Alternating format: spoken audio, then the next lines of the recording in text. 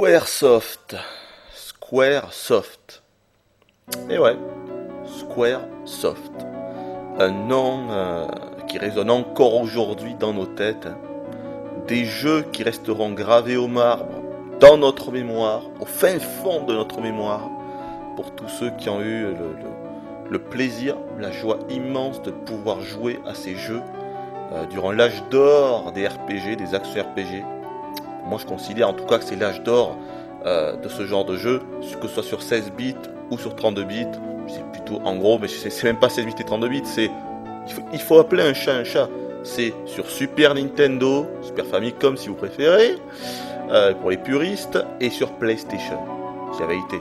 Après bien sûr il y a des très bons RPG sur Saturn pour 32 bits, ou sur Mega Drive pour 16 bits, ou même sur PC Engine si on va aller dans le truc haut de gamme, enfin dans le truc que personne connaît plutôt. Mais c'est vrai qu'à cette époque c'était des trucs de ouf quoi, c'était magique, il y avait une alchimie qui se faisait entre la bande son, entre les graphismes, entre le gameplay, tout ça, ça donnait des trucs de ouf. Et aujourd'hui ça s'est un peu perdu, c'est vrai, tout le monde le dit, mais je pense que c'est vrai que dans les RPG qui sortent de nos jours, c'est plus ça. Quelque chose n'est plus là, il n'y a plus cette petite étincelle qui nous fait vibrer. Alors peut-être qu'on a grandi, c'est peut-être ça, il faudrait demander à des jeunes de 12, 13, 14, 15 ans ce qu'ils pensent des RPG de nos jours, mais moi je trouve que quelque chose s'est perdu. C'est pas des mauvais jeux, mais c'est plus que c'était. Voilà. Ah, et là je me tais, car je vois qu'arrive la séquence d'introduction de ce Seiken Densetsu 3, alias Secret of Mana 2, et je vous la laisse parce qu'elle est absolument fabuleuse.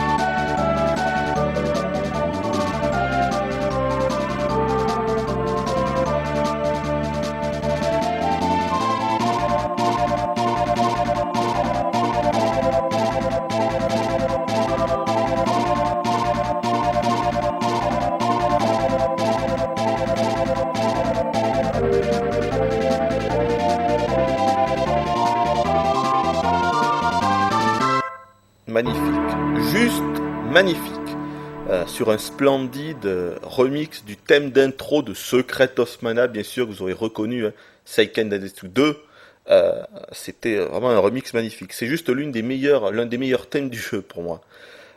L'OST est évidemment extraordinaire, phénoménal, même si personnellement, je dois bien avouer que j'ai un petit faible tout de même pour son petit frère, et pour plutôt son grand frère, pour Secret of Mana. Mais là, c'est peut-être de la nostalgie pour le coup. Oui, je plaide coupable, votre honneur. Il est possible que je préfère l'OST de Secret of Mana par rapport à celle de Seiken Densetsu 3 par pure nostalgie. C'est possible, même si au fond de moi, j'en doute. Alors l'une des originalités de ce Seiken 3, c'est que l'on va devoir choisir notre équipe. Voilà, vous voyez au départ on a le choix entre 6 personnages, on va devoir se composer une équipe de 3 personnages. Ça ne veut pas dire qu'on va avoir 6 scénarios, en fait on va surtout avoir 6 préludes, 6 commencements différents en fonction du premier personnage que l'on va choisir. Et par la suite, le scénario évidemment est à peu près identique pour chaque personnage, mais tout de même, il y a 3 scénarios distincts, selon par exemple si je prends Durand et Angela, ils auront à peu près le même scénario. Vous voyez, en fait les personnages vont par paire. Voilà, donc on peut dire qu'il y a 6 introductions, 3 gros scénarios, mais tout de même une seule trame principale. On verra à peu près les mêmes lieux, on combattra à peu près les mêmes boss, c'est juste quelques boss qui vont changer, le grand méchant du jeu qui va changer, quelques lieux qu'on verra avec certains personnages et qu'on ne verra pas avec d'autres. C'est surtout ça qui va changer. Mais pour le reste, c'est à peu près, je dis bien, identique. Donc là, j'ai pris le personnage de Durand en premier. Et donc, en fait, on va voir son histoire. On va voir son commencement, son petit scénario personnalisé. Voilà, ça aurait été pareil. Enfin, ça aurait été différent plutôt si j'avais pris Angela ou si j'avais pris Kevin ou Hawk ou n'importe qui d'autre. Les personnages sont évidemment complètement différents. Pas seulement au niveau de leur scénario, de leur trame scénaristique, mais aussi au niveau de leurs caractéristiques, de leur magie, d'à peu près tout. C'est-à-dire on a des lanceurs de sorts, on a des guérisseurs, on a des guerriers purs. Kevin est un homme loup, il peut se transformer la nuit. Hawk est un rogue, c'est-à-dire un voleur. Il attaque très vite, il fait pas énormément de dégâts. Durant, il fait beaucoup de dégâts par contre, il attaque à l'épée. Voilà, c'est vraiment des personnages différents. Ça, c'est vraiment un bon point. Vous allez voir que j'ai pas donné que des bons points à ce jeu. Loin de là. Je vais... vous allez voir, vous allez probablement être déçus. Pour l'instant, vous vous dites probablement que le Hooper va vous dire qu'il a dû ce jeu, que c'est de l'excellent Squaresoft, qu'il n'y a rien à dire. Mais en fait, non, parce que ce jeu pour moi a un défaut, mais un défaut qui est extrêmement pénible, extrêmement ennuyeux, qui est son gameplay. Que vous voyez actuellement, sauf que là je ne joue pas en direct, j'ai décidé de faire le prélude, j'ai décidé de faire l'introduction d'un personnage et de parler en voix off, histoire de vraiment pouvoir me concentrer. Je veux pas rééditer la même erreur que j'ai faite pour Dragon Quest 6, où je suis resté plus de 20 minutes dans le premier village, à parler, et où vous n'avez rien vu. Là, vous allez au moins voir l'introduction de Durant, et ensuite je prendrai ma sauvegarde, et là par contre je jouerai en direct, histoire de rentrer plus en détail, plus à fond, dans le jeu en lui-même. Là pour l'instant je parle en voix off. Et ça fait du bien de parler en voix off, on est plus détendu.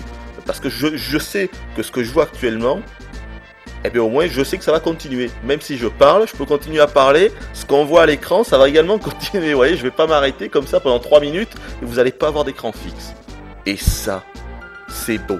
J'ai envie de dire, vive les voix off. Voilà, je pense que ça c'est un procédé que je réutiliserai par la suite. Parce qu'on est bien là. On est bien là, on est bien, comme dirait Pascal Sevran, on est bien. Ok, là je commence à partir dans les délires hooperiens. De quoi je vous parlais? Je sais plus du tout, donc on va tout de suite changer de sujet. Donc Seiken Densetsu 3 est sorti 2 ans après Seiken Densetsu 2, c'est-à-dire en 1995. Et bien sûr, comme tout le monde le sait aujourd'hui, c'est un jeu qui n'avait pas eu droit à une sortie ni européenne, ça encore, bon c'est compréhensible à l'époque, mais même pas américaine. Et ça par contre, la pilule, je peux vous dire, elle a eu du mal à passer. Ce jeu-là a été le jeu que j'ai attendu le plus. Mais là, je parle à la première personne, mais je pourrais dire, ce jeu-là a été le jeu que l'on a attendu le plus. Parce qu'honnêtement, j'étais pas le seul.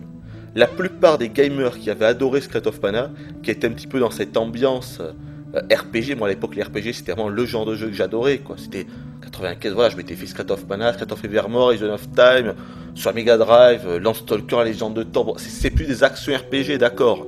Mais est-ce que je m'étais fait Chrono Trigger?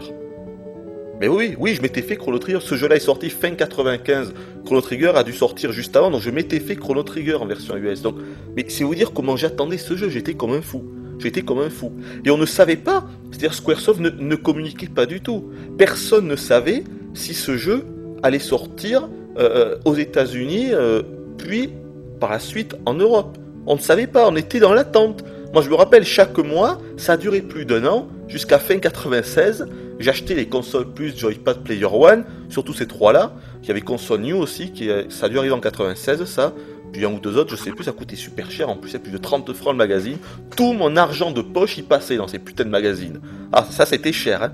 Ils étaient beaux avec des pages glacées et tout, mais bon, c'était vachement cher.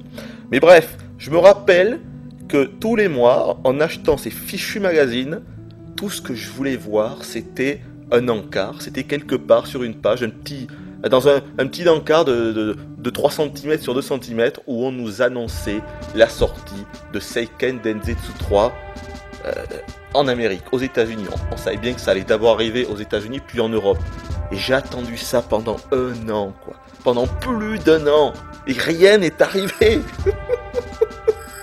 Oui, je vous laisse imaginer l'état dans lequel j'étais. Parce que ce jeu, en plus, je le voyais en vitrine, quoi. Il y avait un magasin, c'était Ultima Games. C'était à côté de la place du Capitole. Voilà, à Toulouse, à côté de la place du Capitole. Dans une rue adjacente, je sais plus le nom de la rue. Puis de toute façon, je crois que le magasin est mort. Enfin, ça s'appelle plus Ultima maintenant, ça fait longtemps que je n'y ai plus été. Bref, eux, ils faisaient de l'import. C'était presque le seul magasin, la seule boutique de Toulouse qui faisait de l'import pur. Et ils avaient ce Seiken 3, mais ils l'avaient dans une espèce de vitrine, quoi, où on pouvait même pas le toucher, quoi. Et ça coûtait 800 balles le truc, 799 francs. Et c'était un truc, personne pouvait y toucher. On le voyait les yeux, on le dévorait la boîte des yeux, et on pouvait pas y toucher. Évidemment, vu le prix, non seulement c'était hors de prix, mais en plus, vu que c'était en Jap, personne n'allait prendre le risque de l'acheter avec la langue japonaise. Parce que c'est pas possible de jouer à un RPG quand on ne comprend absolument rien des dialogues. Encore en anglais, ça allait, on arrive à se démerder. Bon, puis si on n'est pas bon, on prend un dico. Mais en Jap, c'est pas possible. En Jap, on peut rien faire. Donc on était foutus. On était foutus. Et ça, mais je vous jure, c'était... Ah mais ça a été dramatique pour moi, cette période. Ah, je vous en parle, mais vraiment, c'était quelque chose. Et Seiken Densetsu 3 n'est donc pas sorti hors du Japon. C'est incroyable, c'est une infamie, c'est une honte de la part de Squaresoft. On n'a pas d'explication, on n'en aura jamais. Peut-être que le jeu est sorti trop tard, c'est vrai, fin 95. Ça voudrait dire qu'il serait sorti seulement, entre guillemets, en 96 en Europe. Bon, je peux comprendre que ça soit trop tard, mais enfin, Terradigma a eu une localisation et est sorti en 96, par exemple. C'est un RPG aussi. Bon, de Enix. Donc, quand on veut, on peut. Mais Squaresoft s'en foutait complètement de l'Europe, comme ils s'en foutent toujours actuellement, alors que ça fait bien rigoler dans les news, là, dans les magazines, quand on peut lire que Squaresoft, oh non, Squaresoft Square Enix se soucie de l'Europe, hein, bien sûr. Mais ça, c'est des conneries monumentales, c'est juste du marketing à 2 balles. Ils s'en foutent, mais totalement de nous. Mais ils nous chient dessus, quoi. Ils s'en foutent, mais à un point. Faut surtout pas se voiler la face, hein. Ça, c'est certain. Enfin bref, tout ça pour dire que je n'ai pas connu ce jeu à l'époque de sa sortie, comme la plupart d'entre nous. Je l'ai connu donc en émulation. C'était lors de son premier patch. Hein, je suivais ça de très près déjà à l'époque. Ça devait être en 2000 ou 2001 ou 2002, je sais plus. Enfin, c'était dans ces eaux-là. Donc, le jeu a été traduit par Terminus Traduction une fois de plus, qu'il faut remercier, qu'il faut applaudir, qu'il faut encourager, qu'il faut féliciter. Le boulot fait est excellent. Vous le voyez à l'écran. Le jeu donc a été traduit en français. Regardez, quand je parle aux villageois là, de cette auberge, c'est magnifique, quoi. C'est le patch que vous voyez là est le dernier patch qui a été la release date, je crois, déjà de plusieurs années quand même, et tout a été vraiment traduit du début à la fin. Le moindre truc a été, même l'écran de titre, vous l'avez vu au début, même l'écran de titre, parce qu'évidemment Secret of Mana 2 est un titre imaginaire, est un titre inventé, est un titre qui a été créé par les fans en réalité. Voilà, c'était à l'époque quand on disait Secret of Mana 2, ce n'est pas le titre original du jeu. Je veux dire, à aucun moment vous verrez dans un magazine ou quelque part Secret of Mana 2. Et dans un magazine officiel, je parle pour Squaresoft, Secret of Mana 2 n'existe pas. C'est Seiken Densetsu 3. Secret of Mana 2 a été la traduction des fans de Seiken. Vous voyez, la traduction amateur. Et ça, c'est fort. Et même dans le titre, vous l'avez vu dans le titre de la ROM, eh bien, ils l'ont inclus. Ils auraient pu mettre Seiken Densetsu 3. Ils ont carrément mis Secret of Mana 2, quoi. Ils ont mis la traduction du titre que les fans attendaient. Et ça aussi c'est fort, chapeau pour ça. D'ailleurs, je peux vous dire que sur l'ancienne traduction de Terminus Traduction, ils n'avaient pas encore mis Secret of Mana 2. C'est-à-dire, c'est resté Seiken Densetsu 3 pendant pas mal de temps. C'est uniquement dans les derniers patchs qui sont décidés à traduire également le titre, Secret of Mana 2. Et même l'intro d'ailleurs n'était pas traduite au début. C'est plus tard qu'ils ont traduit toute l'introduction du jeu, ce qu'on voit au départ, là, avec l'arbre mana et tout ça. Enfin bref, évidemment, je ne suis pas non plus en émulation. Hein. J'ai la chance d'avoir eu récemment un carte mode, comme pour Dragon Quest VI, donc la ROM à l'intérieur d'une cartouche Super NES. Donc là, je peux jouer sur ma Super NES, avec la manette Super NES, sur la télévision, et je peux vous dire que ça claque. Je peux vous dire que visuellement, je m'étais déjà pris une baffe à l'époque quand j'avais joué sur émulateur, mais sur émulateur c'est plus difficile tout de même. Je voyais bien que c'était un truc de ouf, quoi. C'était juste l'un des plus beaux jeux de la Super NES, et de loin. Mais quand on y joue vraiment avec presque le jeu original, quoi, sur la Super NES, sur la télé, c'est encore autre chose. Parce que quand on utilise un émulateur quel qu'il soit, il y a toujours quand même des filtres graphiques et tout ça, il y a toujours quelque chose, quoi. Donc on sait jamais où on est par rapport à la réalité. Ça ressemble beaucoup, mais on n'est pas comme la réalité. Tandis que là, je peux vraiment voir ce que ça donne sur la télé et tout, la vraie cartouche.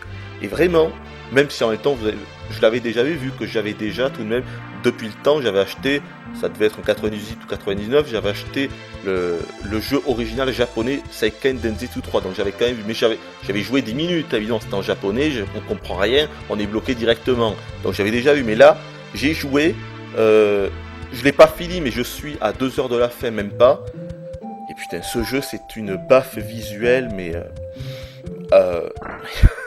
c'est vraiment, mais on a les yeux écarquillés du début à la fin dans ce jeu. Parce que non seulement c'est beau, mais en plus, esthétiquement, c'est du grand art. Les persos sont super charismatiques. Là, Durand, il est très charismatique, mais les autres aussi. Tous les persos sont très charismatiques. Ils ont une super skin. La technique de ce jeu, la réalisation de ce jeu, c'est une baffe en tout point. Voilà. Et au niveau du son, pareil. C'est simple. L'aspect visuel et sonore, on est à 100% des possibilités que peut nous offrir la Super Famicom. C'est pas parce que je vais vous dire que cette OST n'est pas ma préférée. C'est vrai que je préfère celle de Secret of Mana ou même celle de Chrono Trigger ou de FF6 encore plus. Pour moi, Chrono Trigger et FF6, c'est le cran au-dessus quand même. Et là, on est encore au-dessus.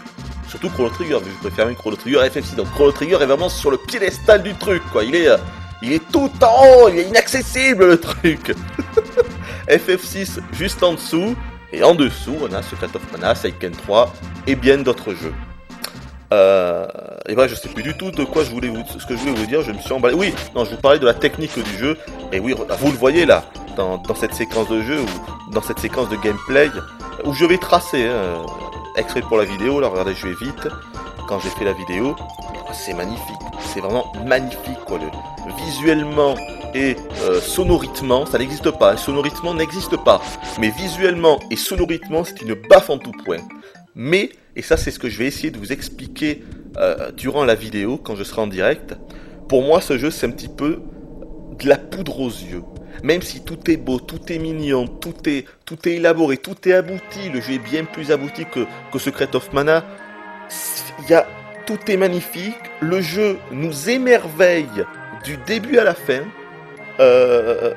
même scénaristiquement, par rapport à Secret of Mana, l'histoire arrive à se renouveler, du moins dans la première moitié du jeu, je trouve, parce qu'après, franchement, il se passe vraiment pas grand-chose, c'est presque le néant d'ailleurs, mais ça j'y reviendrai. Mais voilà, ça c'est également un défaut. Avec le gameplay, c'est les deux seuls défauts du jeu, mais ça j'y reviendrai. Mais là, je vous laisse apprécier. Donc voilà, on arrive à la fin de l'introduction du personnage de Durand. Donc là, en fait, il va se rendre à Wendell. Donc d'abord, il va aller, je crois, à la cité de Jade, en bateau. Et en fait, c'est à partir de là, tous les personnages vont se rendre comme ça en bateau. Sauf Kevin qui va à la nage. C'est assez marrant. Et voilà, à partir de là, c'est à partir de ce moment-là que tous les personnages vont se regrouper et finalement vont se rencontrer. Même s'ils se rencontrent plus tard. Je suis un petit peu embrouillé, mais vous m'avez compris. Je suis de toute façon obligé de vous laisser apprécier cette musique de ouf.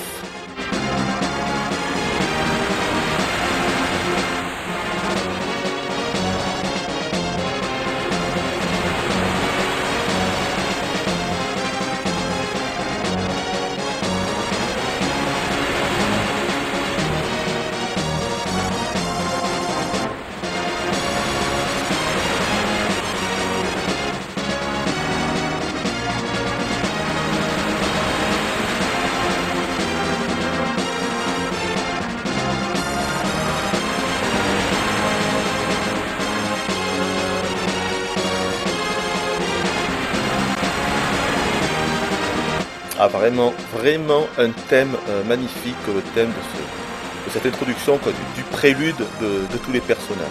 Qui n'est pas sans rappeler le petit prélude de FF4. Moi ça m'a de suite fait penser à ça quand j'ai fait le jeu. Bref, voilà, on arrive à Jade, regardez-moi la skin du bateau. Et la skin du bateau, c'est un truc de fou. Le bateau qui sera d'ailleurs l'un des moyens de déplacement dans le jeu, l'un des premiers moyens de transport du jeu. Et oui, les hommes loups ont pris le contrôle de la ville, parce que je ne vous l'ai pas dit, mais il y a différents royaumes en fait. Il y a le royaume des hommes loups, le royaume de Durand qui est le royaume de Forcena, pour Angela c'est Altena je crois. Enfin bref, il y a différents royaumes, sont en fait des pays, et chaque personnage principal comme Durand sont en fait font partie d'un royaume. Et tous ces royaumes, tous ces différents royaumes se font la guerre, pour une raison diverse et variée. Et nous là-dedans, on est ici, et on va devoir sauver l'arbre mana une fois de plus. Voilà. Mais tout ça, on va en parler en direct dans quelques secondes. Ok, donc cette fois-ci on se retrouve en direct pour la suite de la présentation de Seiken Densetsu 3, vous avez dû le comprendre. Hein. Vous voyez le titre, Secret of Mana 2, c'est ce que je vous expliquais tout à l'heure, ils ont traduit carrément le titre, c'est énorme quoi, Secret of Mana 2. Le voir comme ça sur son écran de télévision, ça fait des frissons dans le dos. Bref, on va commencer avant que l'intro ne se remette. Oui, Squaresoft, on est au courant que c'est Squaresoft. Hein. Qui ne sait pas que Squaresoft a créé la série des Seiken, tout de même. Voilà, on se retrouve à l'écran de sélection des personnages. Donc vous allez voir dans ma partie actuelle, là je vous explique, ça fait 10 jours que je suis sur ce jeu. Voilà, donc avec la cartouche et tout, sur la Super NES directement. Hein. Je suis rendu à une trentaine d'heures de jeu, je suis grosso modo à 2 heures de la fin. Très simplement. Donc c'est un jeu bien sûr que j'avais fini à l'époque en émulation. Hein. Donc là je n'ai pas pris Durand dans mon équipe actuelle, j'ai pris Kevin ici, Hawk, non, ici, et Angela ici. On commence direct, donc je vais en arrière, continuer. Voilà, je vais prendre cette sauvegarde aussi. Vous pouvez voir, je suis au level 42. Alors il y aura du spoiler, je préfère vous prévenir directement dès maintenant. Il y aura du spoiler, puisque je compte vous montrer pas moins de 3 boss. Vous avez bien entendu, 3 boss. Voilà, un boss que je commenterai sûrement en direct, parce qu'on va y aller, on va faire une petite séquence du scénario principal tous ensemble. Et ensuite, à la fin de la vidéo, je vous montrerai 2 boss que... En fait, je vais vous montrer les 3 boss pour moi qui sont les plus intéressants. Peut-être pas les plus intéressants, parce que pour moi, aucun boss n'est véritablement intéressant vu que je n'aime pas le gameplay de ce jeu. Et pour les boss, c'est pareil, c'est trop bourrin. Mais en tout cas, qui sont les plus beaux visuellement. Mais c'est vraiment, quand je dis qu'ils sont beaux, mais c'est un euphémisme. Ils sont, mais c'est un truc de ouf, quoi. Les boss dans ce Seiken 3 sont les plus beaux boss que j'ai pu voir, que ce soit dans un RPG ou dans un action RPG. C'est sidérant, ils les ont vraiment réussi. Là, Square, on peut dire chapeau pour les graphistes, pour les chara-designers de Square, parce que franchement, ils se sont démontés le slip, quoi. Ils se sont déchirés le caleçon en faisant ça. Enfin bref, tout ça, j'y reviendrai. Donc voilà, on est dans une ville. Alors, je vais pas vous raconter le scénario ni rien pour ça. Vous allez voir sur les sites spécialisés. Vous tapez Seiken Densetsu 3 sur Google. Vous allez voir le scénario vous expliquer. De toute façon, c'est très basique. On est toujours une petite équipe. On va devoir sauver le monde. Au départ, très simplement, on va devoir récupérer les 8 pierres mana tout en découvrant les 8 esprits mana, comme d'habitude. Et dans la seconde moitié du jeu, qui devient moins linéaire. Oui, tout ceci est très linéaire. Il y a très très peu de quêtes annexes. D'ailleurs, je crois même qu'il n'y en a pas du tout. Peut-être une ou deux, oui, une espèce de lapin noir, le boss le plus puissant du jeu qu'il faudra tuer, mais enfin, c'est des quêtes annexes, il y en a très peu de toute façon, ça n'a jamais non plus été le point fort des Seiken de toute manière. Et qu'est-ce que je disais ? Oui, et donc dans la seconde moitié du jeu, on aura qui sera beaucoup plus, qui sera moins linéaire en fait, voilà. Il faudra battre, ce sera en fait une succession de boss qu'il faudra abattre. D'ailleurs, les 3 boss que je vais vous montrer tout à l'heure font partie de ces fameux dieux. Ça s'appelle des dieux destructeurs, c'est une sorte de méga boss qu'il faudra tous tuer, il y en a 8, il faudra tous les tuer pour accéder finalement à la fin du jeu. Donc voilà, on est dans une ville, le déroulement se fait comme dans les RPG classiques, c'est-à-dire c'est village, chemin, donjon, boss, village, chemin, donjon, boss, village, chemin, donjon et boss. Évidemment, c'est comme ça jusqu'à la fin du jeu, c'est pas un défaut. Ah oui, alors là, regardez, il y a un truc, une spécificité du jeu dont je ne vous ai pas encore parlé. Vous voyez, c'est le marché noir, il ouvre la nuit. En fait, c'est la boutique la plus importante du jeu, le marché noir. C'est là où on pourra acheter les meilleurs, pas équipements, mais les meilleurs objets de soins, tout ça, ou d'attaque, ce genre de choses. Et il nous explique que c'est fermé, que ça ouvre que la nuit. Et parce que oui, effectivement, il y a le cycle jour-nuit est géré dans le jeu. Pour la première fois dans un Seiken, peut-être même pour la première fois à l'époque dans un jeu vidéo, dans un RPG ou un action RPG, moi j'avais jamais vu ça. Voilà, c'est vraiment incroyable. La seconde fois que j'ai vu ça, c'était peut-être dans Shenmue, voyez. Donc c'est vous dire un peu le truc, quoi. Là, je vous fais une comparaison 95, fin 99, vous voyez le truc. Il y a peut-être d'autres jeux qui ont eu, probablement, mais je les ai pas en tête. Mais voilà, le jeu est en temps réel, c'est pas scripté ni rien, non. Là, si je bouge pas, ici, on va voir la luminosité baisser, les couleurs devenir orangées comme ça, puis la nuit arriver, et enfin, toutes les petites fenêtres des maisons s'illuminer. Ah non, mais ça, je peux vous dire, ça pète la rétine. C'est impressionnant de voir ça. Sinon, dans les villes et dans les villages, c'est toujours pareil. Voilà, ici, vous voyez 2 icônes avec un casque et un bouclier. Ça veut dire que le bonhomme qui est là-dedans va nous vendre des armures, probablement. Voilà, regardez si on lui demande. Ça change pas de Secret of Mana, bienvenue. On peut vendre des trucs que l'on a, terminé. 107 971 Luc, c'est l'argent du jeu. On gagne de l'argent quand on terrasse un ennemi. Voilà, là, je m'ai acheté... Voilà, très simple. On ne pourra pas créer des armes ni rien. Hein. C'est très très très basique. On va même pas trouver des armes ou des armures sur les ennemis. À part Ferrarissime vers la fin du jeu, quand on aura des graines spéciales pour les armures qu'il faudra plus tard planter dans des auberges. Ça, c'est un truc, quand je vous en reparle. C'est assez marrant. C'est marrant. Enfin, c'est assez naze surtout, mais bon, c'est pas grave, il faut pas leur dire. Bref, voilà, c'est assez très très basique puisqu'il suffira en fait à chaque fois que l'on va arriver dans un nouveau lieu, dans une nouvelle ville, dans un nouveau village, d'aller dans ces boutiques et d'acheter la nouvelle arme et la nouvelle armure spécifique pour chaque personnage. Ça vole pas plus haut que ça pète pas plus haut que ça. Bon, ce n'est pas dramatique non plus. Voilà, allez, on va sortir de là et je vais donc pas là. On va enfin passer à ce qui va fâcher, c'est-à-dire le gameplay. Alors regardez quand même la démarche de Kevin tout de même, regardez comment il marche. Le chara design, vraiment le design, la skin des personnages, mais vraiment regardez comment ils sont bien faits tout de même. C'est le niveau au-dessus de tout ce qu'on peut voir sur la Super NES. On est dans le haut de gamme là, regardez-moi ça. Mais la démarche, parce qu'en fait Kevin, je vous l'ai dit, c'est un homme loup. Voilà. D'ailleurs je vous l'ai dit, il a la particularité de pouvoir se transformer en loup-garou la nuit. C'est pour ça qu'il y a le cycle jour-nuit, vous voyez, et il sera plus fort. Évidemment, quand il est en loup-garou, sa puissance d'attaque augmente. Mais regardez comment il se déplace, sa démarche en fait, sa posture, comment il court. Un coup à droite, un coup à gauche, on dirait une espèce de clown. Moi, ça me fait délirer. C'est très mignon, les personnages sont vraiment attachants, encore plus que dans n'importe quel autre Seiken. À ce niveau-là, franchement, il n'y a rien à dire. Je dirais que c'est tout de même une petite évolution, même au niveau du background et de la psychologie des personnages. Alors attention, on est très très loin d'un FF6 ou d'autres RPG 32 bits, bien sûr, je parle pas de Xenogears et tout ça, mais ça se veut pas être un concurrent de ces jeux-là. Mais c'est plus évolué par exemple que dans Secret of Mana. Le background des persos, il y a quelque chose, quoi. Leur histoire est plus travaillée, vous voyez, c'est mieux conçu, voilà. Et de ce fait, les personnages deviennent plus charismatiques. Et grâce également à leur skin, que je vous l'ai dit, qui est vraiment vraiment réussi. On s'attache à eux, quoi. Ils sont... Je dirais pas qu'on les prend en pitié, c'est pas ça. Mais vraiment, on se soucie, si vous voulez, de leur bien-être, de leur histoire. Ils sont marrants à regarder, ils sont marrants à jouer. Peut-être pas à jouer encore une fois, parce que le gameplay, je vais y revenir là-dessus. Mais on s'attache à eux. Et puis leur skin visuel est vraiment magnifique. Même l'animation, généralement dans les RPG comme ça, l'animation n'est pas vraiment super. Mais là, pour une fois, dans Seiken 3, on a vraiment une animation vachement bien fichue. Alors là, je vais en haut pour vous montrer quelque chose. Le système de sauvegarde du jeu. Donc on peut sauvegarder soit dans les auberges classiques, dans les villages, on va dormir dans une auberge, ça restaure tous nos points de vie, tous nos points de mana comme d'hab, et à la fin on nous demande si on veut sauvegarder.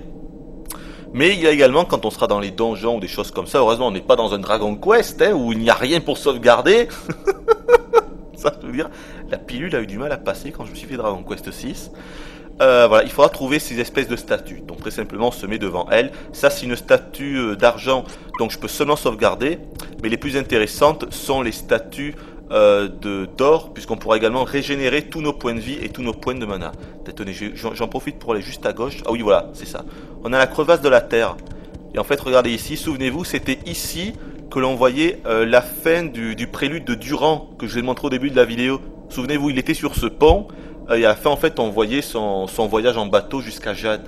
Et là, vous voyez que le pont a été détruit. Pourquoi? Ah ben ça, je vous laisse jouer au jeu. Hein. Je vais pas non plus tout vous dévoiler. Mais vous voyez, tout ça pour dire qu'il y a une véritable concordance entre les différents lieux dans le monde. Et tout n'est pas mis comme ça au hasard. Ah, c'est vachement bien fichu. Hein. Voilà, on va continuer par là. Alors, je vous ai mis ce... Vous voyez, là déjà, je crois que la nuit commence à arriver. Je crois déjà que la luminosité commence à changer un petit peu. Enfin, apparemment. Alors, vous voyez, les petits lapins, les personnages, les ennemis magnifiques, regardez. L'espèce les abeilles. Tout ça, ce sont que des ennemis que l'on avait déjà vus dans Seiken 2, voire même pour certaines dans Seiken 1. Et regardez, graphiquement, je vais pas vous en parler durant toute la vidéo, mais graphiquement, putain.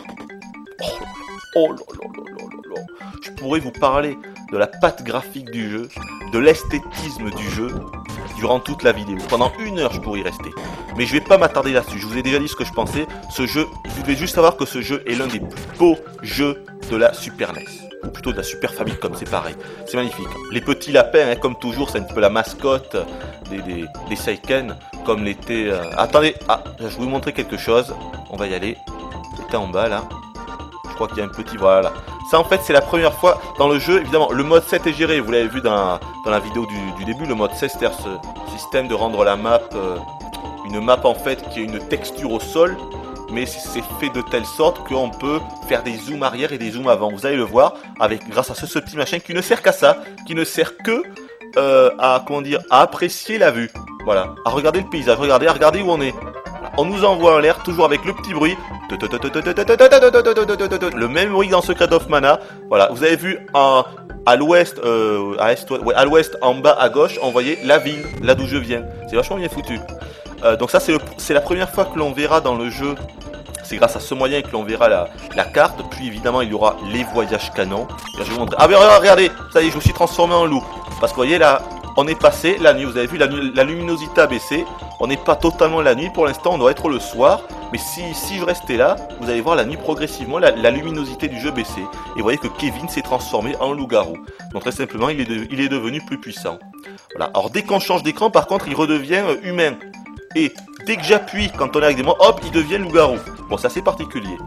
Mais bref, il faut quand même que je vous parle du gameplay maintenant, vu qu'on est là. Attendez, un petit coffre. Alors souvent, il y a une petite roulette. Voilà, magnifique. Ça, c'est super chiant. C'est super chiant.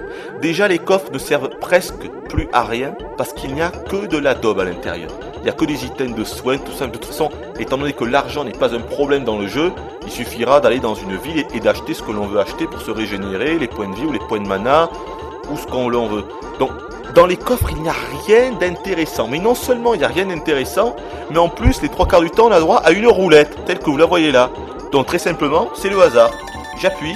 Vous allez voir, ça va s'arrêter. Bon, là, j'ai eu du bol, ça s'est arrêté sur OK. Mais vous avez vu qu'il y avait une espèce de petit fantôme, un truc à l'effigie d'un fantôme. Enfin, en fait, c'est à l'effigie de la mort, en gros. Et si on tombe dessus, carrément, on a notre personnage qui meurt. C'est pas abusé, ça ? C'est n'importe quoi, voilà. Et si on tombe sur une icône de coffre, le coffre va se matérialiser, on devra le battre. Si on tombe sur une icône de poison, on va être empoisonné. Enfin voilà, je trouve pas que ça soit une bonne idée.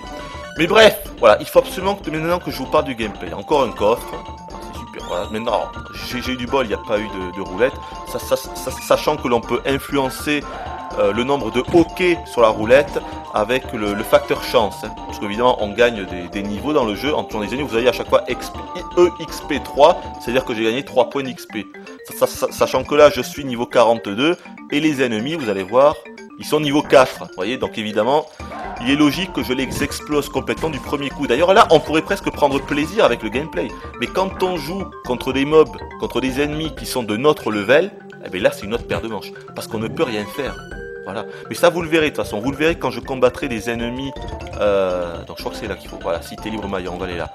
Vous le verrez quand je combattrai plus tard des ennemis de mon level. Je ne parviens pas à m'amuser avec ce gameplay. C'est tout simple. C'est pas plus compliqué que ça. Le gros problème de ce jeu pour moi, c'est le gameplay, parce que je ne m'amuse pas. Vous voyez, dans Secret of Mana, je m'amusais. Même dans Seiken 1, c'est-à-dire dans Mystic Quest, je m'amusais. Là, quand il y a des combats, ça m'ennuie. Mais même plus que ça m'horripile, quoi. Je n'ai pas de fun, quoi. Le player fun, pour ceux qui connaissent, est à 0% dans le gameplay de Seiken 3. Attention, je vous dis ça, mais ce n'est vraiment que mon avis. Hein. Soyons clairs, si je vous dis ça, c'est parce que ce jeu-là, que ce soit dans les magazines de l'époque ou même actuellement sur Internet, a eu des notes mirifiques et très peu de personnes critiquent son gameplay. Donc, moi, je n'ai pas la science infuse, j'ai pas le savoir absolu, mais je peux quand même donner mon avis. Mon avis, je viens de vous le donner, j'aime pas le gameplay, j'aime pas la jouabilité et je ne parviens pas à m'amuser. Mais vu que je suis l'un des seuls à dire ça, j'ai envie de dire que le problème vient de moi. C'est juste que moi, ça ne me va pas. Voilà, moi, ce système de jeu ne me va pas. Voilà, mais je vous en reparlerai tout à l'heure. Donc là, comme vous le voyez, il fait nuit, on est dans une île et vous voyez toutes les petites fenêtres, même si là, il n'y a pas beaucoup de fenêtres, on n'a que les espèces de gravures dans le port, là. Ah, c'est dommage. Bon, c'est dommage, il n'y a pas beaucoup de fenêtres, là, bon, tant pis. Bref, donc au niveau des moyens de transport, regardez, si je vais à droite, il y a le bateau, toujours aussi magnifique, même si là, on ne peut pas bien apprécier toutes les gravures faites sur le bois, mais regardez-moi ça. Mais regardez-moi ce boat, quoi. Regardez la proue avec la sirène là qui tient un harpon. C'est fou, mais c'est ouf, quoi. C'est ouf ce jeu. Magnifique. Voilà. Et là, bien sûr, si on demande au bonhomme, qu'est-ce qu'il veut dire? Un aller vers Jade. Ben non, là, je vais pas y aller. Jade, c'est l'endroit d'où je viens. Donc, on va pas revenir à Jade en bateau. Bref, c'est le premier moyen de transport, le bateau. Qu'on ne peut pas diriger. On va d'un point A à un point B. On n'aura pas non plus un bateau propre, hein, un bateau que l'on pourra diriger. Mais voilà, le second, voilà, c'est ici. Le second moyen de transport, et je vous le montre parce que c'est un énorme clin d'œil tout de même. Les voyages canons, comme dans Secret of Mana, qui ont été implémentés dans Secret of Mana. eh bien, font leur grand retour dans ce Seiken 3. C'est magnifique, regardez. Et là encore avec un design quoi, mais ça n'a plus rien à voir. Ça n'a plus rien à voir avec le canon. Le canon tout petit, quoi, qu'il y avait dans Seiken 2, qui était très grossier. Putain, mais regardez le canon, quoi. C'est un truc, il est 3 fois plus gros, il y a 3 fois plus de détails dessus. Je voulais juste vous montrer. On va pas y aller dedans, je vais pas vous montrer parce que j'ai pas envie d'aller dans un endroit, je ne sais pas où. Non, on va pas y aller. Non, j'hésite là, mais non, on va pas y aller. On va pas le faire. De toute façon, c'est exactement pareil. On nous envoie en l'air avec le même bruit. On se souvient tous de ce bruit, de ce bruitage dans Secret of Mana. Mais on va pas y aller. Ce qu'on va faire, c'est qu'on va revenir et je vais vous montrer un autre moyen de transport, un autre moyen de déplacement qui est pas loin. Hein. J'avais prévu mon coup tout de même. Hein. Eh oui, le Hooper réfléchit parfois, voilà, c'est ici. On passe dans un environnement différent, avec toujours un graphisme de ouf. On va aller ici, voilà. C'est grâce à ces petites plages, il y en a plusieurs, il y en a 5 ou 6, un petit peu plus, peut-être 7 ou 8 dans le jeu. Et en allant dans le menu, alors toujours un menu déroulant, avec propre au Seiken, ça a encore été instauré dans Secret of Mana, c'est-à-dire menu déroulant, en appuyant sur le bouton X, hop, on va dans le menu, on peut utiliser comme ça des items. Alors je vais pas vous dire à quoi ça va, toujours les chocolats pour nous restaurer des points de vie, enfin, toujours les items classiques, les coupes de vie toujours pour ressusciter un allié, et beaucoup d'autres choses encore. Les pièces tempêtes, maintenant pour avoir des items, pour utiliser des magies directement, on n'est pas obligé d'avoir des personnages, c'est-à-dire que même si on a des personnages qui n'utilisent pas des magies, on pourra acheter en fait des magies à usage unique, bien évidemment, et d'autres choses encore. Mais là voilà, je vais utiliser ceci, la fée de Piranha. Plus tard on utilisera le tambour du vent. Ah là, je pense que certains d'entre vous, sont c'est marqué à côté, appel Flammy. Alors, il n'y a plus de surprise là. Voilà, on va d'abord faire appeler Bouskabou. Bouskabou qui est-ce? Et Bouskabou, c'est le descendant de Bob Marley. Ça, je l'avais prévu, hein. Je me suis dit, ça, il faut que je la sorte. Celle-là, il faut que je la sorte. Pourquoi je vous dis ça, que c'est le descendant de Bob Marley? Regardez la dégaine qu'elle a, c'est une tortue géante. Mais pourquoi? Écoutez.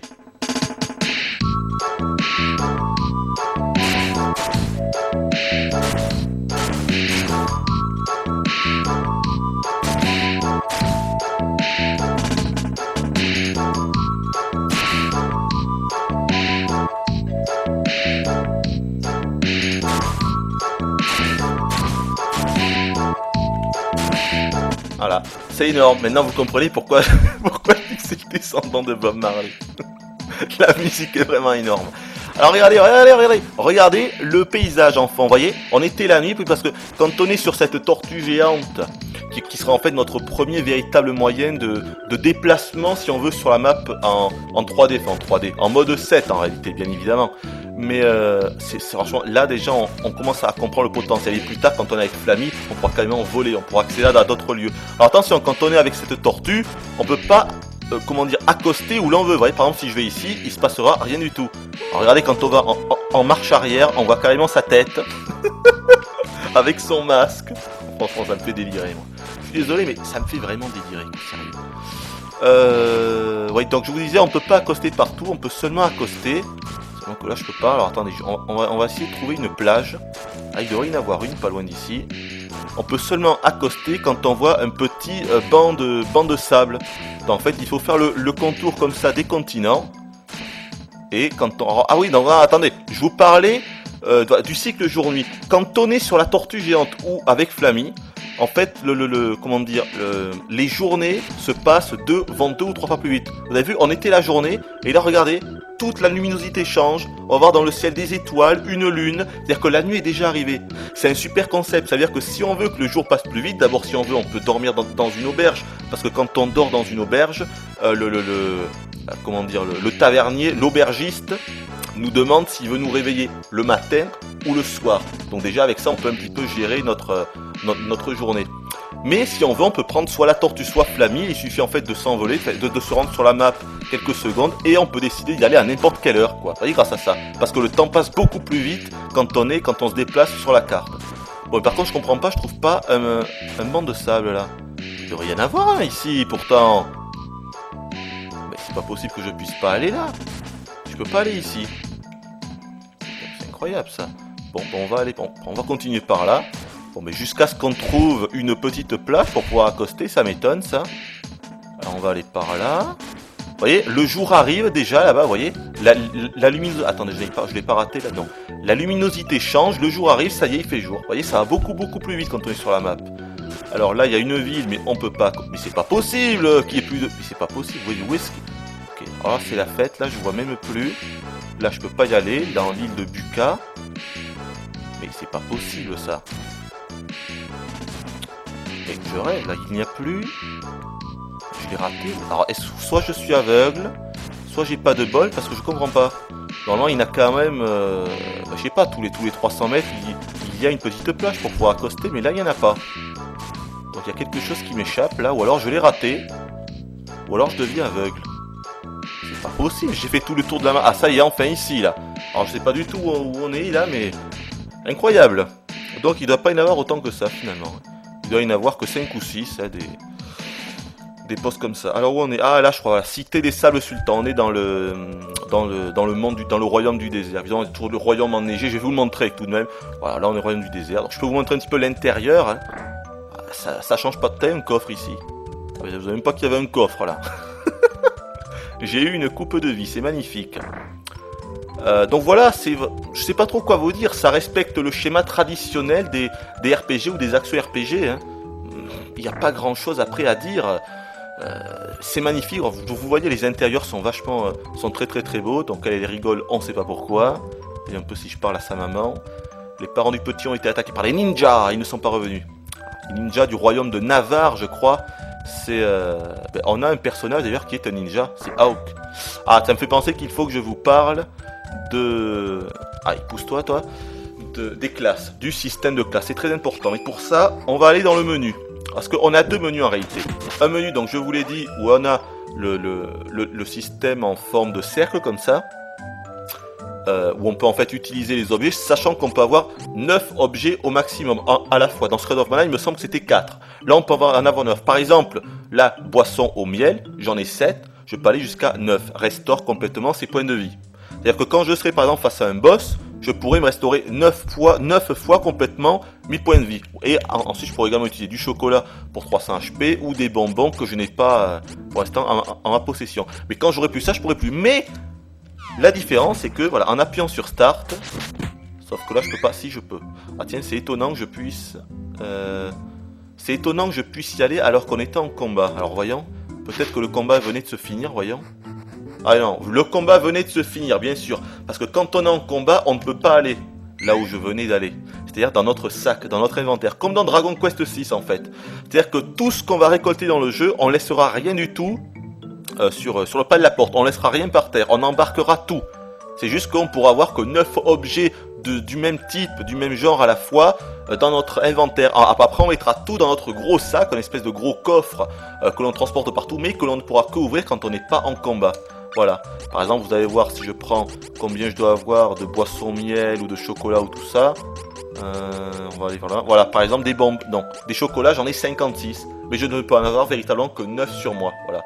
Mais c'est bien comme ça permet de ne pas être obligé, quand un combat est fini, de revenir dans une ville pour acheter des bonbons, des chocolats, des boissons au miel, etc., etc. Il suffira juste d'aller dans l'inventaire et de choisir ce que l'on veut choisir. Vous voyez le truc? Voilà, donc ça c'est pas mal.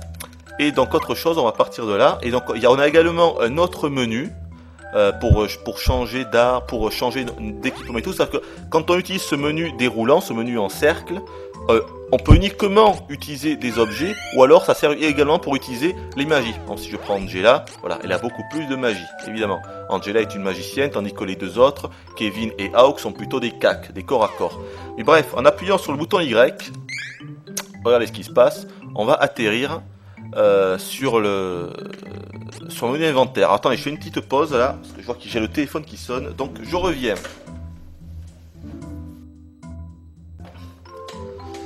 Voilà, je suis de retour, désolé. Les aléas du direct, comme on dit. Je prends la manette. Voilà, ça on le replace là. Ça c'est bon. Et donc, voilà, j'étais sur l'inventaire. Ou sur le menu. Voilà, sur le menu global du jeu. Ne vous inquiétez pas, on va pas rester ici bien longtemps, d'autant plus que la plupart des onglets ne servent, mais alors vraiment à rien du tout. Je n'y vais jamais d'ailleurs là-dedans, c'est simple, je n'y vais jamais. Alors juste cet onglet-ci tout de même que je vous montre, l'onglet des équipements, le menu des équipements, on est un peu obligé d'y aller, histoire de s'équiper bien sûr de la dernière arme que l'on aura achetée.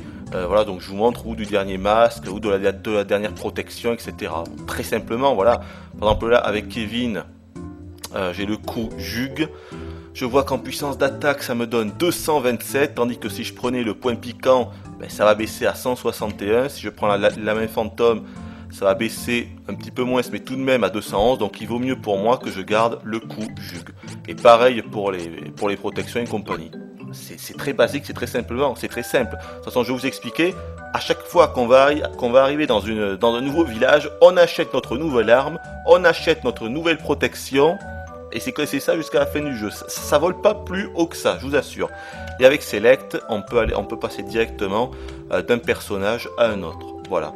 Et attention, contrairement à Secret of Mana, on n'a plus le choix des armes pour les personnages. C'est-à-dire que là, l'arme est prédéfinie pour chaque perso. Par exemple, Kevin il se battra toujours avec ces espèces de griffes là, ou son espèce de point américain là, avec le point piquant. Vous voyez ce que je veux dire? Ou Hawk se battra toujours avec des dagues ou des c'est quoi ça? Ashura. Oui, ou des ah non de Dieu, j'ai perdu le mot. Des dagues ou des sabres. Dis donc, c'est sûr que c'était compliqué à dire, sabre. Bref, voilà. C'est dommage, moi j'aimais bien dans Secret of Mana le fait que les petits personnages puissent s'envoyer, s'échanger comme ça les armes, le fouet, l'épée, la hache. Il y avait plus de diversité. Là, chaque personnage est vraiment cantonné à son propre style d'arme, et je trouve ça dommage. Et également, on ne peut plus non plus les améliorer. Contrairement à Secret of Mana, on ne peut plus upgrader ni ses armes, ni ses magies. À ce niveau-là, je trouve que ça a régressé. À ce niveau-là seulement. Alors attendez, on est reparti de là, donc je rappuie sur X. Et puis je vous montre les autres onglets, mais très très vite. Ça c'est l'onglet principal, donc qui nous montre voilà le nom, notre niveau, level 42 pour tout le monde. Alors vous voyez, maître ninja, mage, main mortifère. Ah oui, alors ça c'est très important. Donc là, d'ailleurs je vais poser la manette. Donc je vais pas mettre trop longtemps, mais il faut au moins 1 à 2 minutes pour vous expliquer ça. C'est le changement de classe. Comment vous expliquer ça simplement? Donc au départ, je vous l'ai dit, on choisit notre équipe de 3 personnages, qui l'on veut. Bon, ils ont chacun leurs caractéristiques et leurs statistiques propres. Ils ont très très très peu de magie, voire aucune. Lorsque l'on va atteindre le niveau 18, on pourra, en allant dans un endroit précis du jeu, changer de classe. C'est-à-dire que chaque personnage aura le choix de 2 classes. En fait, c'est passer du côté du bien ou du côté du mal. Voilà, ils appellent ça le dark et le light, quoi. La lumière et l'ombre, la lumière et les ténèbres. On devra faire ce choix pour chaque perso.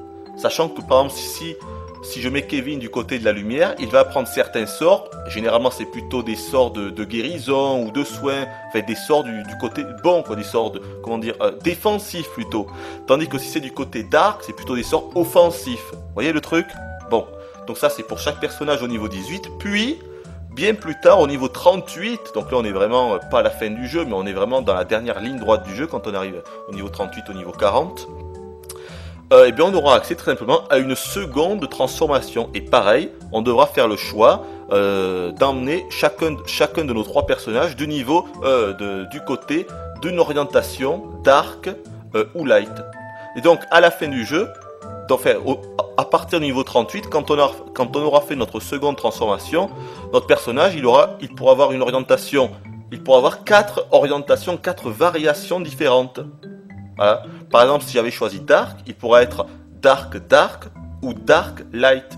Et si j'avais choisi Light, il pourra être Light Light ou Light Dark. Vous voyez le truc? Et tout ça en fait, ce qui change réellement, d'abord c'est la skin visuelle qui change, c'est surtout les couleurs en fait. Bon, personnellement, je trouve que c'est souvent de mauvais goût, genre du vert fluo, bleu fluo, on sait pas trop d'où ça sort.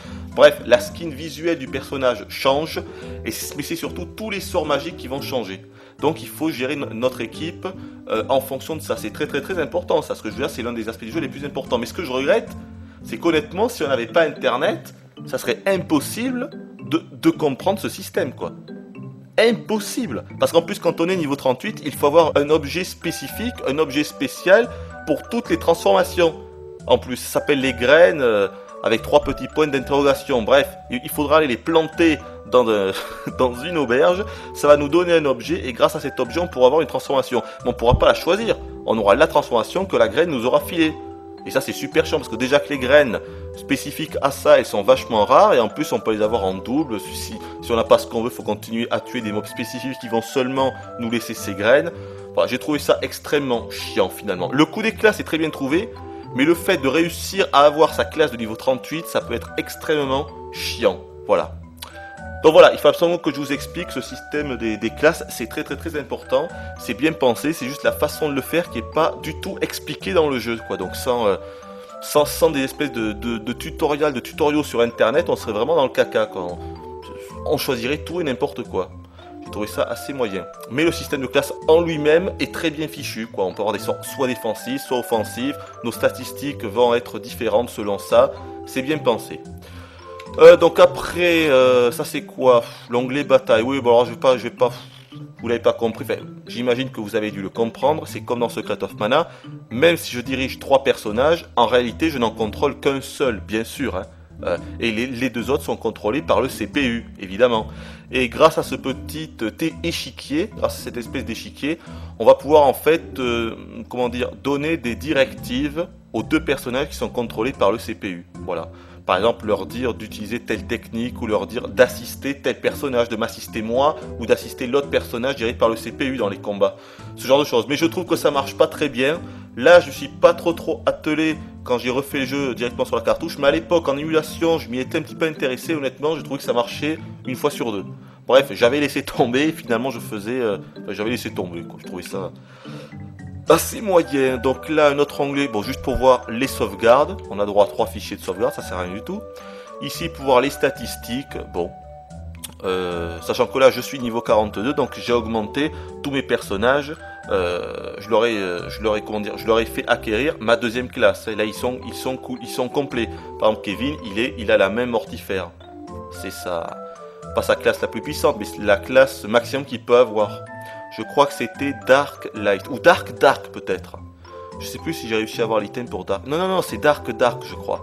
Sinon c'était la main de Dieu, alors que là c'est la main mortifère. Donc ça doit être Dark que j'ai fait augmenter Kevin. Sinon voilà, on voit nos statistiques comme d'habitude, la force, l'agilité, la vitalité. Sachant que quand on augmente de level, vous voyez à droite notre expérience. Là par exemple, quand je vais acquérir encore 2667 points d'expérience en tuant des monstres, je vais augmenter le level et je pourrais augmenter l'une de mes caractéristiques principales. À gauche, la force, l'agilité, la vitalité. On pourra choisir la force pour frapper plus fort, l'agilité pour taper plus vite, la vitalité pour avoir plus de points de vie, l'intelligence pour avoir plus de points de mana, l'esprit pour avoir, c'est quoi déjà? Je crois que c'est pour avoir une meilleure défense magique. Enfin bref, les trucs ultra classiques. Ça c'est seulement pour changer de la configuration de la manette. Aucun intérêt. Ah, et ça c'est pour voir c'est pour voir en fait les effets magiques. Bon, sur un tour pour Angela, la boule de feu qui coûte 2 points magiques envoie des boules de feu volant sur l'ennemi. Ah, les boules sacrées pareil, sauf que c'est des boules sacrées. Missiles diamants pareil, sauf que c'est des missiles diamants évidemment. C'est comme pour les esprits mana, c'est chaque magie en fait est associée généralement à un élémentaire, à un esprit. Par exemple si on combat avec un esprit de feu avec l'élément de feu, on risque presque de le régénérer. Vous voyez, c'est le truc ultra classique. Donc il vaut mieux utiliser la magie ondine, la magie de glace ou d'eau pour en venir à bout. Enfin bref, voilà, on va partir d'ici. Vous avez compris le principe. Le plus important de toute façon, c'est l'équipement c'est l'onglet des équipements pour s'équiper justement des armes et des armures. Voilà. Bon. Je vous ai à peu près tout dit. Il fallait absolument évidemment que je vous parle du système de classe, c'est très important. Donc voilà, alors ensuite le deuxième point, donc c'est évidemment le gameplay. Donc là on est en plein. Alors les ennemis encore une fois sont très faciles puisqu'ils doivent être level, je sais pas quel level ils sont, voyons on va voir. Dès qu'on change d'écran on peut voir leur nom et leur niveau. Voyons l'espèce de canard en bas là. Voilà, prêtre noir niveau 17. Prêtre noir c'est pas le canard, c'était l'autre, mais c'est pas grave. Et donc quand on est en combat, donc je vais essayer de vous expliquer le gameplay. Quand on est dans les villes ou quand on est hors combat. Là par exemple on est hors combat. C'est-à-dire qu'en fait ce jeu, comment vous expliquer? C'est qu'on n'est pas dans une action RPG pure. On est entre l'action RPG en temps réel et le tour par tour. C'est ça. C'est une espèce de... Comment vous expliquer? C'est... Je ne sais pas comment vous expliquer, voyez-vous. Sinon j'y arriverai. Mais je ne sais pas. Là on est hors combat donc je peux courir. Bon. Ok, normal. Déjà, dès qu'on passe en combat, il y a un problème, c'est qu'on ne peut plus courir. Alors, attendez, je vais essayer d'aller dans un endroit où on a... Voilà, là par exemple, voilà. Là, on passe en combat. Déjà, on se déplace très bizarrement. On ne peut plus courir. Donc, il devient très très très difficile d'esquiver les attaques. Mais vraiment, c'est vachement difficile. Là encore, je m'en fous un petit peu parce que les ennemis sont très faibles. Mais quand on a affaire à des ennemis de notre rang, de notre level, c'est chiant parce qu'en fait, on est prisonnier, si vous voulez, de ce gameplay. C'est tellement lent qu'on ne peut pas esquiver, qu'on ne peut rien faire. C'est du bourrinage total. Pour moi, ce jeu, c'est le début du commencement de la fin des Seiken. La plupart des connaisseurs vous diront que c'est à partir de Legend of Mana que la série a commencé à décliner.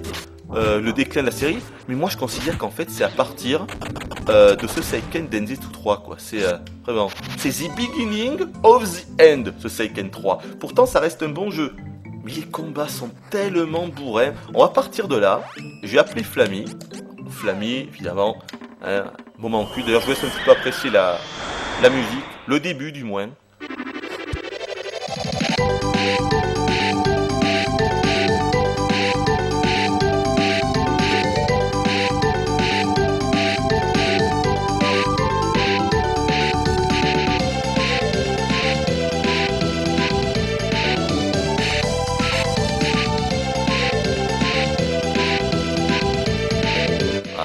Vraiment magnifique. L'OST est excellente, hein. C'est le même compositeur de toute façon que pour Secret of Mana, monsieur Hiroki Kikuta. Je vous ai fait carrément une vidéo sur l'OST de Secret of Mana.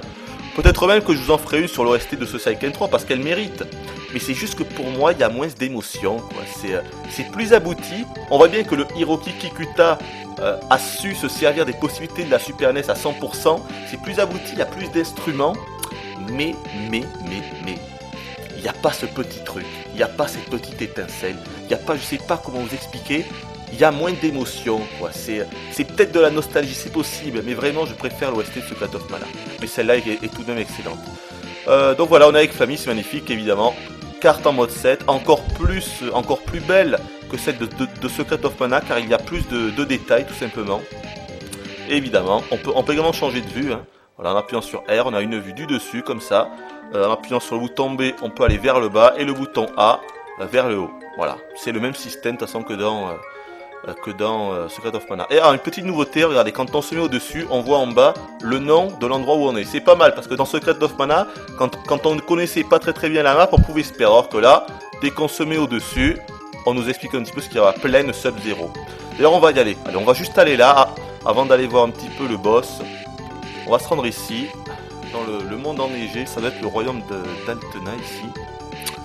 Et puis on va s'arrêter là, je vous ai à peu près tout dit de toute façon. C'est un jeu excellent, mais pour moi le gameplay gâche tout, quoi.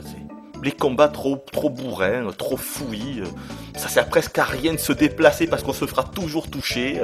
Les magies évidemment, s'il est impossible de les esquiver comme dans Secret of Mana.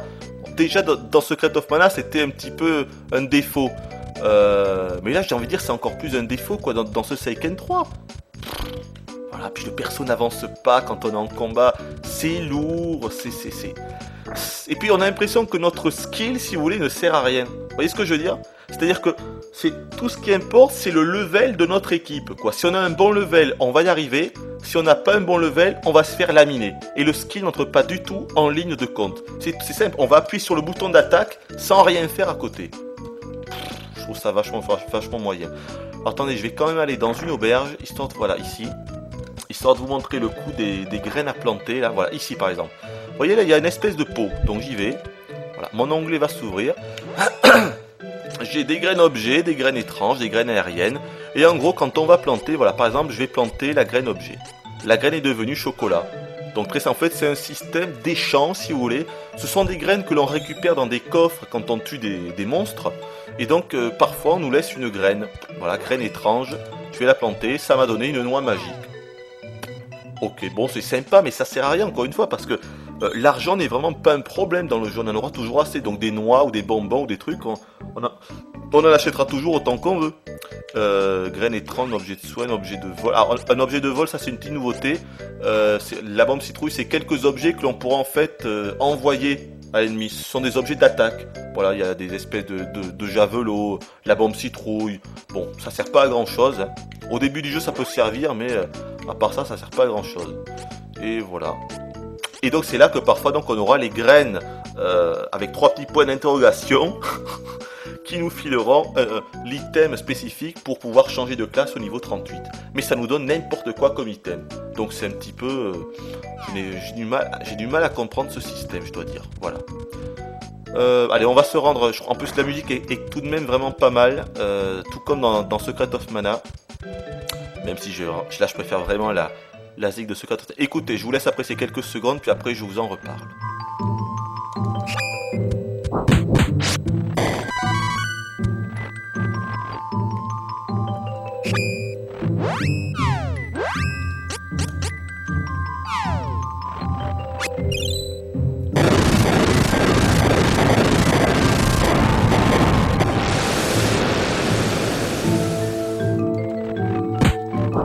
Les ennemis sont un petit peu plus résistants là. Ah non, quoique, non, je dis des conneries, ils doivent être level 20 ou quelque chose comme ça. Bref, vous avez entendu de la musique, très bonne musique. Mais franchement, quand vous entendez la musique du monde enneigé, quoi, de Secret of Mana, quand on est dans Polaria, tout ça, que je vous avais fait écouter dans ma vidéo, une vidéo qui était pas super, enfin peut-être que je la referai un jour, mais je voulais absolument vous laisser écouter cette musique de Polaria, alors que là, il n'y a pas vraiment de musique que j'ai envie de vous laisser écouter. Vous voyez, là je vais là, mais j'aurais pu aller dans un autre endroit.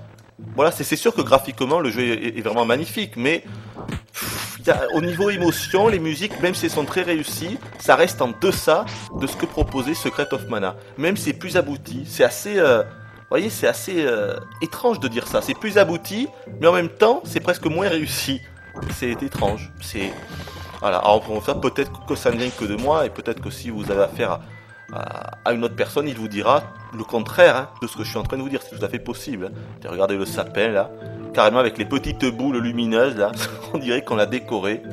Ah mais graphiquement, quand je vous dis que c'est une tuerie absolue, une bombe atomique, mais c'est réellement une bombe atomique. Alors au niveau des magies, donc évidemment on va dans l'inventaire comme dans Secret of Mana. Bon, Kevin là, vu que je l'ai choisi la classe Dark, il a qu'une seule magie pour l'instant, la balle d'énergie qui permet en fait d'augmenter son taux d'attaque critique. Mais en appuyant sur L, hop, je peux directement accéder aux magies de Angela, et en appuyant sur R, hop, j'accède directement aux magies de Hawk. Tous les deux ont seulement des magies offensives, vu que je les ai fait orienter, je crois, tous en Dark, ou non, seulement Hawk en Dark Light, je crois. Mais Angela est en Dark. Oui, parce que plus tard, elle aura le meilleur sort du jeu, le sort magique le plus puissant du jeu. Mais bref, je vais prendre Angela, par exemple. Donc, je vais prendre, par exemple, je sais pas, moi, celui-là, coup de vent. Donc là, je peux pas. Alors, parfois, ça aussi, là, pardon, vous voyez, je ne peux pas. Donc, c'est soit parce que l'ennemi est mort, soit parce qu'Angela est en fait, soit parce que le CPU, en fait, est en train d'ordonner à Angela, et je vais y arriver, est en train d'ordonner à Angela de faire une attaque. Donc, on va voir, je l'enlève. Non. C'est parce que tous les ennemis étaient morts. Donc forcément, je ne pouvais pas faire de magie. Donc là, je vais m'y prendre à l'avance. Et voilà, maintenant, on y va. Donc, voilà, coup de vent. C'est l'attaque de Sylphid, bien sûr. Alors là, ça fait un visuel différent parce que j'ai fait en sorte qu'il attaque sur tous. Et regardez, si je le refais et que je prenais, là, tous les ennemis sont sélectionnés. Mais si j'en sélectionne qu'un seul, par exemple celui de gauche, ça va faire un autre visuel, vous allez voir. Logiquement, voilà. Hop, voilà, ça c'est pas mal. Un petit truc sympa. Je crois pas que c'était le cas dans Secret of Mana, mais c'était juste vu que les magies pouvaient augmenter de level. En fait, c'était la skin des magies qui pouvait changer 2 ou 3 fois en fonction de leur level. Voilà. Bon, voilà, donc on va partir de là. Ah, je peux pas. Peut-être si je vais vite dans le menu. Non, je peux pas quand même. Vous voyez, il est grisé. C'est-à-dire qu'il faut que j'attende d'avoir tué tous les ennemis avant de pouvoir appeler Flammy. Parfois on peut essayer de tricher, c'est-à-dire quand on change d'écran, si on appuie très vite dans le menu, en fait l'ordinateur n'a pas le temps de voir qu'on est passé en mode combat, et donc on peut utiliser le tambour du vent.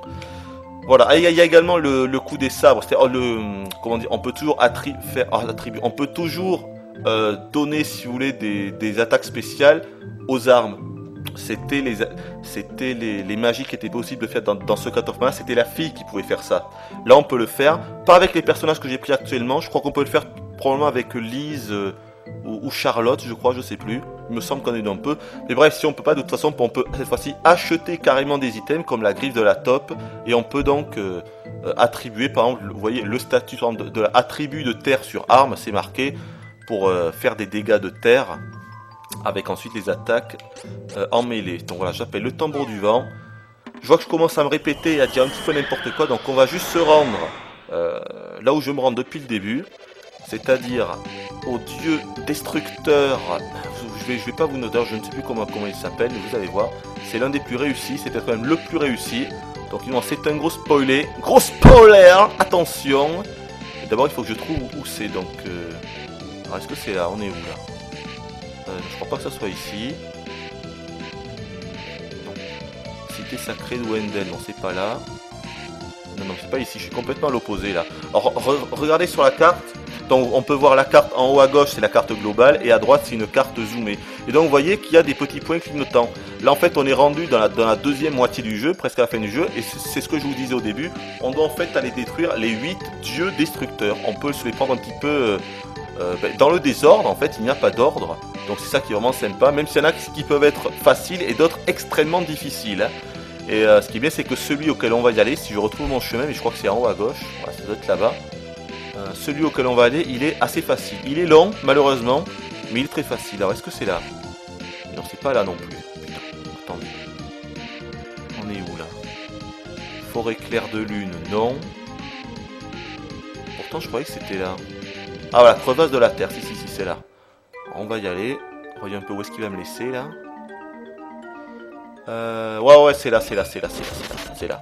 Ah, ces ennemis-là, on s'en souvient, les bébés gobs, en bas, je sais même du nom dans Secret of Mana, et les espèces d'hérissons, là, ils étaient ceux-là. Bon, voilà, je vous ai à peu près tout dit, donc voilà, ce qui déchire tout, c'est, encore une fois, c'est tout ce qui est, je commence à plus avoir de voix, c'est tout ce qui est l'aspect visuel et sonore. C'est magnifique, il y a beaucoup de remix des musiques de Seiken 2. L'OST en elle-même est très bonne, même si personnellement, vous l'avez compris, je préfère Secret of Mana ou d'autres, mais elle est excellentissime, elle est phénoménale. On ne peut pas dire le contraire, vraiment. Graphiquement, je vous l'ai dit, c'est une tuerie, on va pas revenir là-dessus. L'esthétisme global est tout simplement, là aussi c'est magnifique, et franchement c'est... Tout ce qui est décor, tout ce qui est paysage, décor, personnages, boss, les boss aussi sont monumentaux, mais ça vous allez le voir, que je vais vous en montrer 3, c'est magnifique. Le coup des multi-scénarios est excellent, le coup de pouvoir choisir son équipe au début du jeu, c'est génial, et que chaque personnage soit vraiment différent dans sa façon d'attaquer, en tout cas qu'il y ait vraiment des magies différentes, ça c'est vraiment sympathique. D'autant plus que parfois on pourra voir les personnages que l'on n'a pas pris au cours de l'aventure. Par exemple là, je me rappelle au début du jeu, j'ai vu Durand par exemple. On verra probablement aussi, on voit aussi Charlotte. Carly plutôt, je crois que là ils l'ont traduit. Je crois que son nom original c'est Charlotte, mais là dans la VF de Terminus Traduction, ils l'ont traduit par Carly. C'est génial. Ah voilà, Chacha évidemment, vous en souvenez. Donc là c'est Chacha et sa copine. Est-ce qu'il va nous dire son nom? Je crois que c'est Nikita en fait son nom. On s'en fout, on va pas lui acheter des trucs. C'est Chacha dans Secret of Mana, vous en rappelez. C'est Nikita probablement et sa copine. Là en fait ils sont là pour nous vendre. En fait ils vont être là toujours juste à côté des antres des dieux destructeurs pour nous vendre des trucs et tout. D'ailleurs je crois que leurs prix là sont classiques. Contrairement à Seiken 2 où les prix étaient doublés ou triplés. Là pour le coup, ouais c'est ça. Les prix sont identiques en fait au prix des marchands dans les villes. Voilà. Donc là vous voyez par exemple le Kujux, c'est l'arme que j'ai actuellement, elle coûte 17 735 Luc, et vu que je l'ai, si je l'achetais, je passerais d'une puissance d'attaque similaire de 127 à 227. Tandis que la griffe rock qui coûte juste un poil moins cher, je passerais de 227 à 223. Vous voyez c'est très simpliste, hein. Pas besoin d'avoir un QI de 250 pour comprendre le système. Ah putain, j'ai plus de voix, ça y est, c'est catastrophique. Bref, le multi-scénario, c'est vraiment sympa. Alors, est-ce que... Ah voilà, je crois que eux, ils sont level 40, donc eux, voilà. Eux, ce sont des ennemis qui sont vraiment plus compliqués. Alors, regardez, à chaque fois qu'on tape, regardez en bas. Attendez, je vais mettre sur pause, voilà. Regardez en dessous, en fait, des chiffres qui indiquent nos points de vie. Donc, 721 sur 772 pour Kevin, par exemple. En bas vous voyez le niveau, je vous l'ai pas dit, et à gauche vous voyez le niveau 42, ensuite c'est l'icône de Kevin, et à droite c'est le nombre de points magiques, 64. Et c'est pareil pour les deux autres personnages, en haut à droite et en haut à gauche. Et donc vous voyez des espèces de petits fusibles en fait, des petits carrés qui qui clignotent et qui s'allument. Ils vont s'allumer à chaque fois que l'on va frapper un ennemi. Dans Secret of Mana, le système c'était basé à coup de charge. C'est-à-dire, rappelez-vous, on laissait appuyer en fait sur un bouton, la barre se chargeait, et à chaque barre chargée, si on relâchait le bouton, ça enclenchait une espèce de furie, une espèce de méga attaque, vous en souvenez. Là, ce n'est plus ce système, il n'y a plus le système à base de charge. C'est quand on frappe un ennemi, ça clignote, et ensuite il suffit en fait d'appuyer, comme là je viens de le faire, mais il est mort avant, dommage. Il suffit d'appuyer sur le bouton B, ça va déclencher la furie. Et en fait on va bénéficier d'une nouvelle furie à chaque transformation de classe. Donc on en a une à la base, une autre au niveau 18, et une autre en fait au niveau 38. Et je crois également qu'on en a une intermédiaire aussi. Enfin bref, en gros on en a 3 par personnage. Donc je vais essayer de vous montrer ça au prochain combat. Seulement j'espère qu'il y aura des monstres. Et j'espère que je suis rendu au bon endroit là, parce que je suis pas sûr que je sois dans le bon donjon du bon boss, du bon dieu destructeur, mais enfin on verra. Bref, regardez, je vais lui taper dessus. Voilà, maintenant j'utilise, vous voyez, Kevin a clignoté. Ah ben nickel, là, je viens de changer de niveau. Kevin a clignoté, il a fait une attaque. Mais bref, là, les monstres meurent trop vite, donc on va attendre d'être au boss, et là je pourrai véritablement vous expliquer le système de furie. Je viens d'augmenter de level. Donc c'est ce que je vous expliquais tout à l'heure, quand on augmente un level, on peut choisir d'augmenter l'une de nos caractéristiques. Sachant, pas chassant, hein. Un chassant, chasseur, sachant, chasser. Bref, sachant, j'allais encore me gourer, sachant que nos caractéristiques sont capées quand même. Hein. On va pas pouvoir par exemple mettre notre force à 30 et toutes les autres statistiques à 10. C'est pas possible. Par exemple là, si je veux augmenter l'esprit, je peux pas. Vous voyez ? L'onglet passe direct, le curseur passe directement de intelligence à chance. Et encore, peut-être, attendez. Oui, c'est ça, directement de l'intelligence à la chance. Bref, là, qu'est-ce qu'on va augmenter? On va augmenter, j'en sais rien, on va augmenter, allez, la force. Sachant également qu'il faudra augmenter une certaine statistique par personnage pour pouvoir apprendre nos nouveaux sorts. Hein. Voilà, les sorts en fait vont s'apprendre comme ça. Je trouve ça un petit peu naze. Par exemple pour Hawk, il faudra augmenter son agilité pour que Hawk puisse apprendre ses sorts, ses différents sorts en fait de sa classe quoi. Angela, il faudra augmenter son intelligence. Ah, là par exemple, Hawk vient de faire sa furie. Là c'est le CPU qui l'a enclenché de lui-même. Hein. Ça on peut le gérer dans le menu si on veut. Et donc qu'est-ce que je disais? Je ne sais plus du tout. J'ai perdu le fil mais c'est pas grave. Angela vient de passer un nouveau level. Donc, ah putain dommage, je peux pas augmenter son intelligence. Hein, vous voyez, c'est capé à 19. Donc la force et l'agilité ça ne servira à rien puisqu'elle n'attaque que très rarement en mêlée. Donc je vais augmenter son esprit. Histoire qu'elle soit un petit peu plus résistante à la magie. Donc voilà, le gameplay peut sembler sympa et intéressant comme ça, hein, mais honnêtement moi je ne m'amuse pas, je ne parviens pas à m'amuser quoi. Voilà, c'est un action RPG. Ah, une autre bonne nouveauté, regardez par exemple, regardez en haut Angela, ça c'est le bon exemple. Là le CPU il est complètement bloqué, on sait pas trop ce qui se passe. Si on était dans Secret of Mana, on ne pourrait pas passer à l'écran suivant, vous voyez, on serait bloqué. Et je serais obligé en fait de revenir pour la prendre et pour qu'elle vienne avec moi. Tandis que là, c'est pas le cas. Même quand les personnages se bloquent, ce qui arrive fréquemment, mais on s'en fiche, parce que même quand les persos se bloquent en réalité, eh bien on pourra tout de même passer à l'écran, au prochain écran quoi. Voilà. Mais là je me rends compte qu'en fait il est tout à fait normal que j'y arrive facilement, puisque les ennemis en fait, oulala, je suis presque mort là finalement, attendez. C'est étrange parce qu'ils ne sont que level 28 et pourtant je fais laminer. Alors là je suis empoisonné et tout. Regardez au-dessus, vous voyez une icône, une espèce d'icône de poison, donc je suis empoisonné.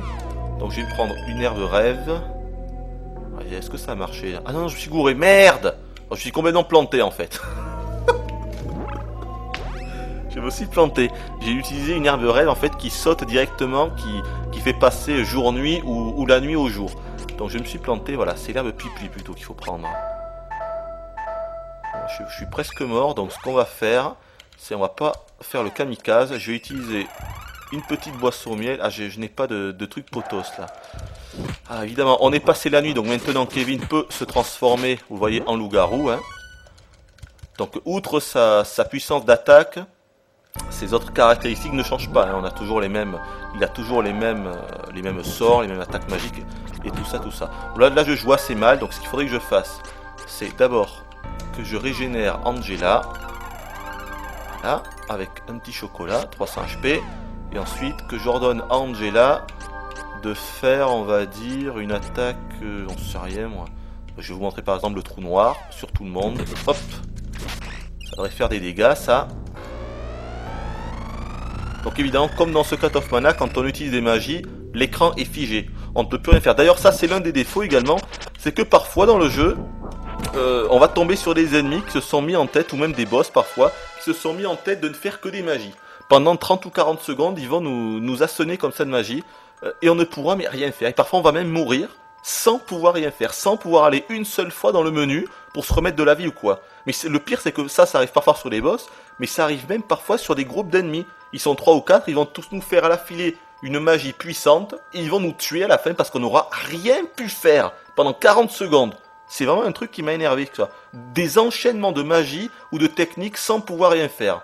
Ça, c'est l'un des aspects également qui m'a énervé. Ça arrive pas très souvent non plus, mais là, en 30 heures, ça m'est bien arrivé 5 ou 6 fois, et c'est énervant de mourir à cause de ça, c'est tout. Donc pour Hawk, je suppose que je ne peux pas augmenter son agilité pour l'instant, il est capé. On va augmenter sa force, allez, hop. Oui, je suis sûr de vouloir augmenter sa force. Donc lui, on va le finir. Ah, là, il m'a fait une attaque. Ouh là là, 287 dans la face, là, ça fait mal, là. Donc, j'aimerais bien le taper. Ah ouais, mais putain, ils sont pas assez résistants pour que je puisse vous montrer... Il en faudrait d'autres. Ah, nickel, je vais plus pouvoir. Regardez, là, je vais vous montrer... Voilà. Là, je vous montre la furie de niveau 2, vous voyez, avec Kevin. Là, vous venez de voir la furie niveau 2. Et il y a également la furie niveau 3...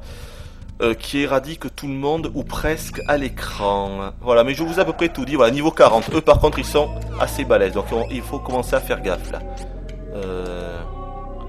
MP, voilà. Là il faut commencer à faire gaffe. Voilà, mais c'est vrai que je n'aime pas ce gameplay. Je ne parviens pas à m'amuser. Mais je vous dis, je ne parviens pas à m'amuser quoi.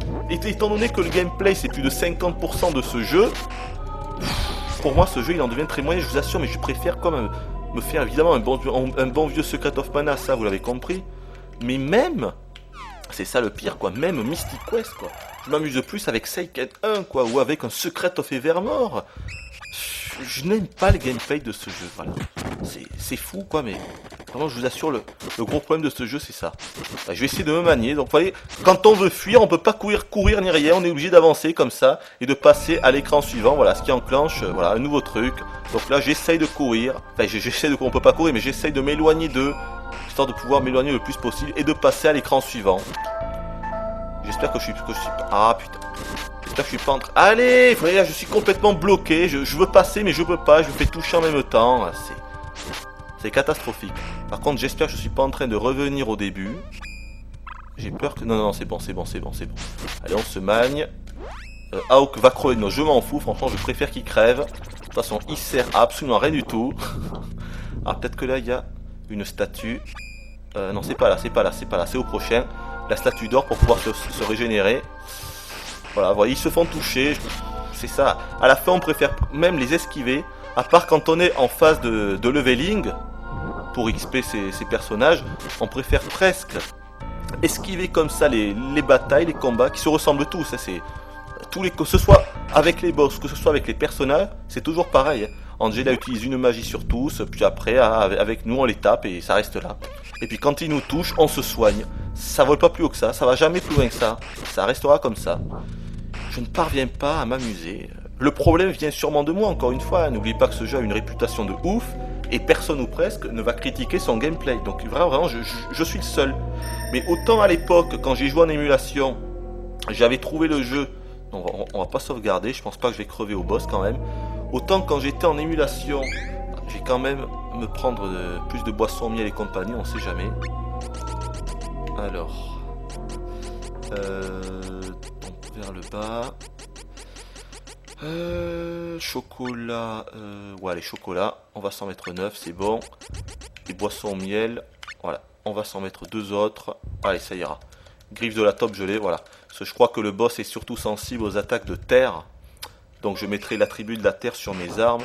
Ça sera un peu bien. Alors, on va se dépêcher en essayant de ne pas se faire toucher. Qu'est-ce que je vous disais? Oui, donc autant à l'époque, quand je m'étais fait le jeu en 2001, ça doit être en 2001, 2002, sur émulateur, Franchement, j'avais pris du plaisir et tout. Il faut dire que j'avais pris d'autres personnages. J'avais pris Durand et j'avais pas choisi Dark pour toutes les classes ou presque. Donc j'avais plus de magie et tout. C'était plus homogène en gros mon groupe. Mais c'est pas par là qu'il faut aller. Putain, mais je suis complètement perdu là. Si, ça doit être par là. Je suis perdu, mais alors...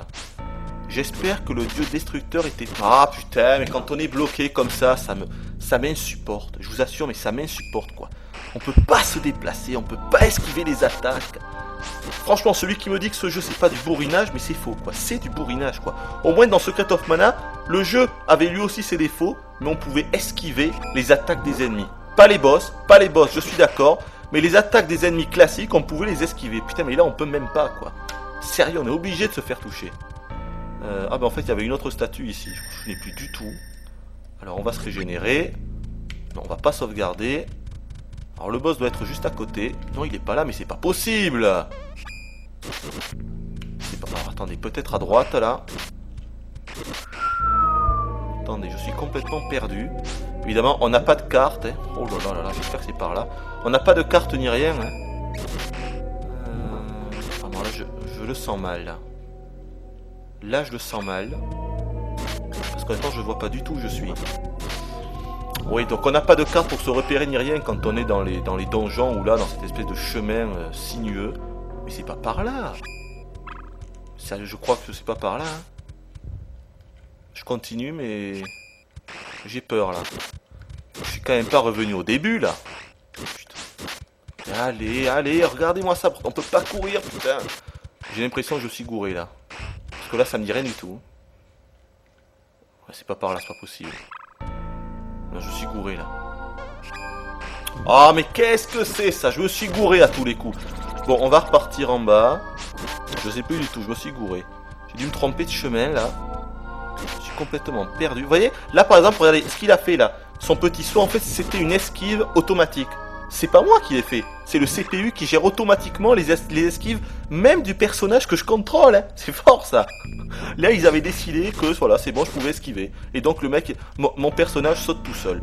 Je trouve ça un petit peu fort de café. Mais c'est pas possible. Ah, c'était là. Non, c'est pas là. Oh, je suis complètement perdu. Enfin, bref, voilà, que vous dire d'autre? Je sais plus du tout, j'en étais. Oui, donc, le système de multiscénario est très bien pensé. Le système de classe également, c'est vraiment sympa. Avec les 4 variations disponibles pour chaque personnage. C'est par le bas peut-être. Ah putain, ça devait être là. Non, oui non, c'est là d'où je viens. Attendez. Alors ça commence à me lourder. Alors, on va tenter d'aller complètement par la gauche du coup. Je ne comprends pas. Ou alors c'était pas ici. Ce qui m'étonne. Ah mais non, là c'est... Oh putain. Ça, mais non, c'était pas là. Putain, je suis gouré. Je me suis gouré. Ça, c'est un autre dieu destructeur qui était ici. C'était le dieu destructeur de la terre. Enfin, c'était un autre dieu. Mais c'était pas ici. Putain, mais j'y crois pas. Je crois pas, c'était pas ici. Pourtant, je suis persuadé que c'était là. Bon, écoutez, on va appeler Flammy parce que là... il faut que je parte d'ici d'abord. Alors, allez, si on se dépêche... Est-ce que je peux appeler Flammy? Oh putain, on peut même pas l'appeler. Ah, ça, c'est vraiment con. Hein. Pourtant, là, on est en extérieur. Je devrais pouvoir l'appeler. Et regardez, je peux pas l'appeler. C'est pas possible, mais putain, mais c'était là. Il y a un truc, là. Il y a un truc qui m'échappe, là. Alors, est-ce que j'avais tenté d'aller par là? Mais ouais, c'était par là. Oh, putain, et à droite, j'avais été. Oh, et ces ennemis. Ouh, quand on peut pas bouger, quand on va à 2 à l'heure.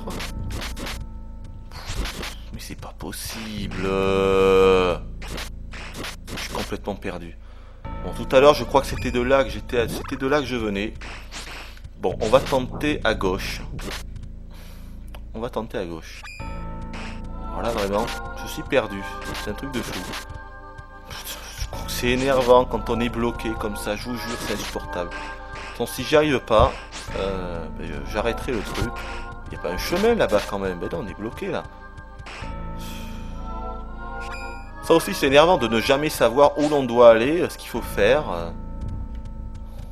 Alors, peut-être si on va à droite, là.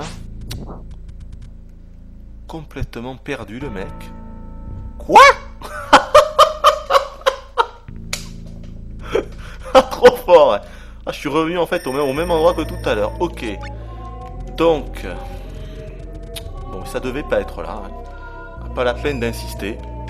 Je ne comprends pas. En plus, j'ai mal à la gorge. C'est un truc de fou, je peux plus parler. J'ai la gorge super sèche. J'ai mal à la gorge, je sais pas pourquoi, mais...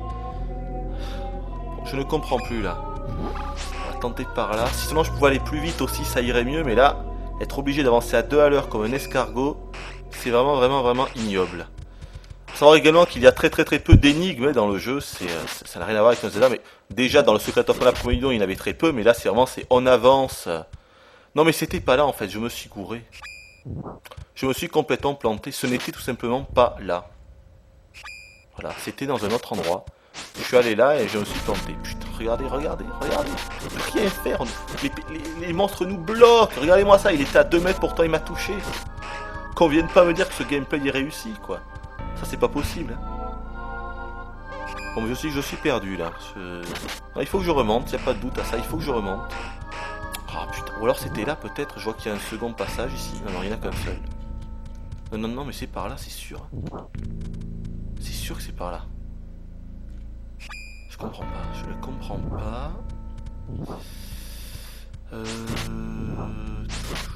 Je comprends pas. Bon, on va faire une pause. Je crois. Voyons. Ouais, non, je sais pas. On va faire une pause, je vais voir un petit peu ce qu'il en est, puis je vous reprends juste après.